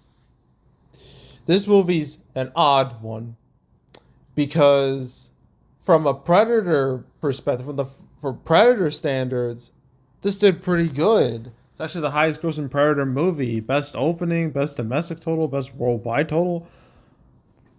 And it did way better than The Predator back in 2018. Even Predators in 2010. So this is like a big like step forward for this series, as I'm about to show you right here. Look at that, like 40 million compared to like the rest of these. It's a big leap forward. The problem is the budget, 105 million, and it only made like 91 million domestically, 184 million worldwide. That's just not enough. It's not enough to be like a real hit. So that's why it's a part of this video. But hey, I do believe that the fact that this movie made this much at all is a testament to how, Dan Trachtenberg was able to revive the Predator brand with like Prey and Predator Killer of Killers. If those movies flopped, if they were seen as terrible, then Predator Badlands would have done a whole lot worse. So the fact that Predator Badlands made this much at all, I think is a testament to those two movies and how good they are. So, yeah, but do we keep going with Predator? I mean, the box office says no, but maybe you could give it another chance, like another try. Because that opening weekend proves that there is an audience for this. I mean, Predator was able to, get more people, expand its audience a little bit, at least for that weekend. But I don't know. I don't want this to be the end of Predator because it feels like after so many misses, so much just not knowing what to do, they finally have like a strong vision with this series, and that's resulted in these movies being well received with Prey, Killers, and now this. But I don't know if Disney's willing to like go forward with more Predator movies. I don't know. I don't know. We'll see. But yeah, Predator Badlands, it did well for a Predator movie. It just didn't well compared to its budget, which is why it's part of this video. Okay, what else? Keeper from Osgood Perkins. This is not his third movie, but his third movie in like the last 2 years. Because he had Longlegs, The Monkey, and this. This did so much worse than the other two. Because those other two movies were, received relatively well. They had hype surrounding this. This didn't really have that. In fact, most people just straight up hated this thing. It only opened with 2.5 million, made 5 million worldwide on a budget of 5 million. So yeah, big come down from his previous movies. And so maybe it's just that momentum just came to a screeching halt. So I don't know what he's gonna do for his next movie. Hopefully it's better than this. Then we got King Ivory, which came out less than 200K. Whatever. Now Running Man. The Running Man. 2025 Running Man. This movie right here. Alright. I was hyped for it because of who was behind the camera. Edgar Wright. He's kind of in the same vein as Wes Anderson, where a lot of his movies are kind of niche. But he made Baby Driver, which was able to escape being niche and actually be a mainstream hit, making a nice chunk of change. And I was thinking, all right, considering how well loved Edgar Wright's movies are, with stuff like Shaun of the Dead and Scott Pilgrim and stuff like that. I was like, okay, I'm kind of excited. And you got Glenn Powell, who's very much quickly becoming a new Hollywood leading man. He had Twisters in 2024, which was a massive hit, one of 2024's bigger movies. So you'd think this would lead to The Running Man doing at least all right. Wrong. Very incorrect. This movie flopped hard, man. Almost $16 million. It lost to Now You See Me, Now You Don't. Something I don't think anyone predicted. And it only made $37 million domestically, $68 million worldwide on a budget of $110 million. Damn, that is a big miss. So what happened here?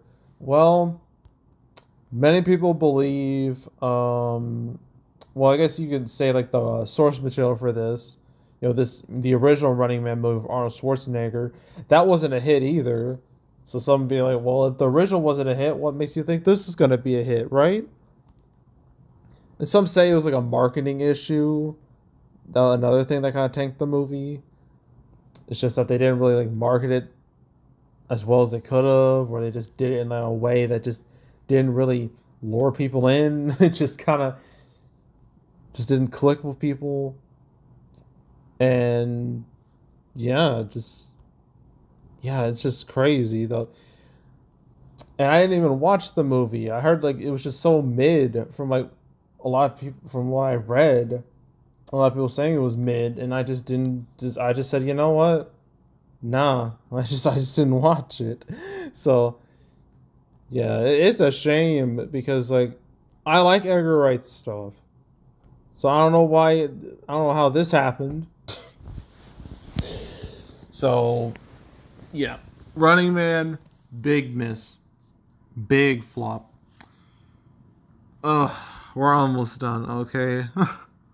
I'm so tired. I know my throat's fucking tired. Like, jeez. Now I gotta wait for this stupid screen to pop back up again. Okay. Only a few more weekends in 2025, then it's over. Okay, Rental Family. I mean, from... I'm trying to remember my train of thought. Okay. This, starring Brendan Fraser.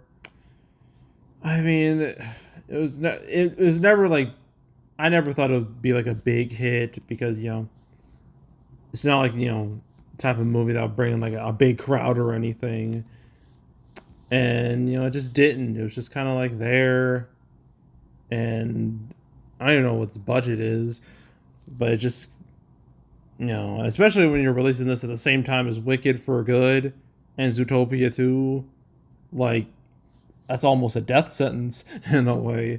So, yeah, it just, it was one of those movies, it was received very well, but audiences just went elsewhere. And they got Sisu, Road to Revenge, the sequel to Sisu. And the fact that this got a sequel is kind of baffling because that first movie, it wasn't really like a big hit. It wasn't even like a moderate hit, really. It just did like very like low numbers. But I guess, they were just like, you know what? Let's make another one. And you think this would do better because this is like has a bigger distributor like from Sony and has like pre-Thanksgiving release date. And normally that's a great thing. But Sisu Road to Revenge, it did worse than the first movie. Only up like 2.4 million, maybe like 4.5 million total, 7 million worldwide. Like, look at that's worse. It did worse than the first movie. I didn't think that was possible. It had every chance to do better, and it did worse. So, yeah. Yeah, it's just... Yeah, just don't expect a Sisu 3. I don't think it's gonna happen. But I don't know. I don't know. Anything's possible, really. So we skip past the rest of November. December. Okay, a few more things to talk about. 100 Nights of Hero. Nobody cared about it. So, yeah. Fackham Hall. Same thing. No one really cared about it. So, yeah. Merrily We Roll Along. Same thing. Yeah. So we move on. Dust Bunny. Same thing. No one gave a single damn. It wasn't even a wide release, so making a video for that was just pointless. Ella McKay. Alright. This movie's failure was very predictable. Because this is from James L. Brooks, who once upon a time was very successful. He made what was it? Was it As Good as It Gets? I think that was the movie. As Good as... Yes, it was that. And that was a big hit. Big hit. But then, like, the 21st century happened, and everything went wrong for this man. Every single movie he's made has been a bomb. You know, Spanglish was a bomb. How Do You Know is one of the biggest bombs in history. So, and it took him like 15 years to make a new movie, which was this. And guess what? It did even worse. I mean, thankfully, it cost nowhere near as much as How Do You Know, which cost over 100 mil. But still, only opening like 2 million, making 4 million total. That's embarrassing. That's pitiful. Just makes you question, like, why would they have this? Why would you want this man to make a movie? Like, it's the reason why my thumbnail said, like, James, go home. Like, seriously. And I mean, I have the theory. I think some people also have this theory is that, you know, the Simpsons movie 2 is supposed to come out next year. I feel like what happened is that, you know, Disney's just like, okay, can you make a new Simpsons movie? You know, we want to do one. And they're like, okay, fine. I'll work on a new Simpsons movie. But you have to let me make my own movie. And they're just like, okay, fine. And I feel like that's what happened. I can't confirm that, but that's what I believe happened. Because that's the only thing that makes sense. Because look at this man's box office, like, recently. No one would ever want to go near him. No studio would ever want to go near him. So, yeah. This movie's failure, no surprise at all. Then we got Silent Night, Deadly Night. I mean, the original movie, you know, it was a hit, although it was very controversial. But none of the other movies in the series, you know, ever, you know, the series is always niche, just like Toxic Avenger, very niche. Although, you know, the Silent Night, Deadly Night movies became a bit of a meme, especially the sequel with the infamous Garbage Day scene of the movie. Yeah, making a new one, yeah, this was doomed to be niche. It was always going to be niche. And it had a niche box office. So, there you go. Alright. Is that it? Oh my god. We made it to the end. David. Okay. So, domestically, it don't look too bad, right? 80 million total. I mean, that's the second best ever for Angel Studios. Did better than King of Kings. Here's the problem, though. Budget 60 million. So it's very much not a hit. Maybe that could change. Apparently it's going to be opening in some international markets. Maybe that could change this movie's fortunes. I don't know. But for right now, I can't label it as a hit. I just can't. I mean, budget at the box office, I can't do it. So, yeah. So, yeah. Nothing else to say about that. And we're done. Oh my god. It's over. Shit. Oh my god. That was 2025. Thank god I never have to think about it ever again. So, yeah. So that's it. That's all. You want to watch part 1 of my box office recap of 2025, you can go right ahead.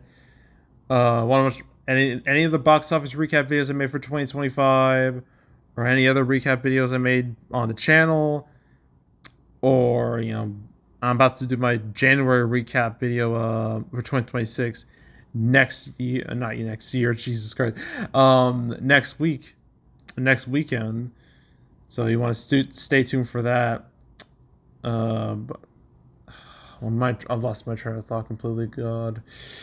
There's also box office predictions, where I predict box office for movies. Basically, every movie I talked about here, I made a prediction video for. So you want to watch any of those videos, or any other prediction videos I made on the channel, you can go right ahead. It's also the canceled series. I went over all the movies that were supposed to come out but didn't. Well, the series basically. canceled in 2025 because it canceled in 2024. But there's 250 episodes of Canceled. So you want to binge watch that whole series, go right ahead. So yeah, like this video, subscribe, turn on notifications, and yeah, that's it. That's all. I am out. Goodbye.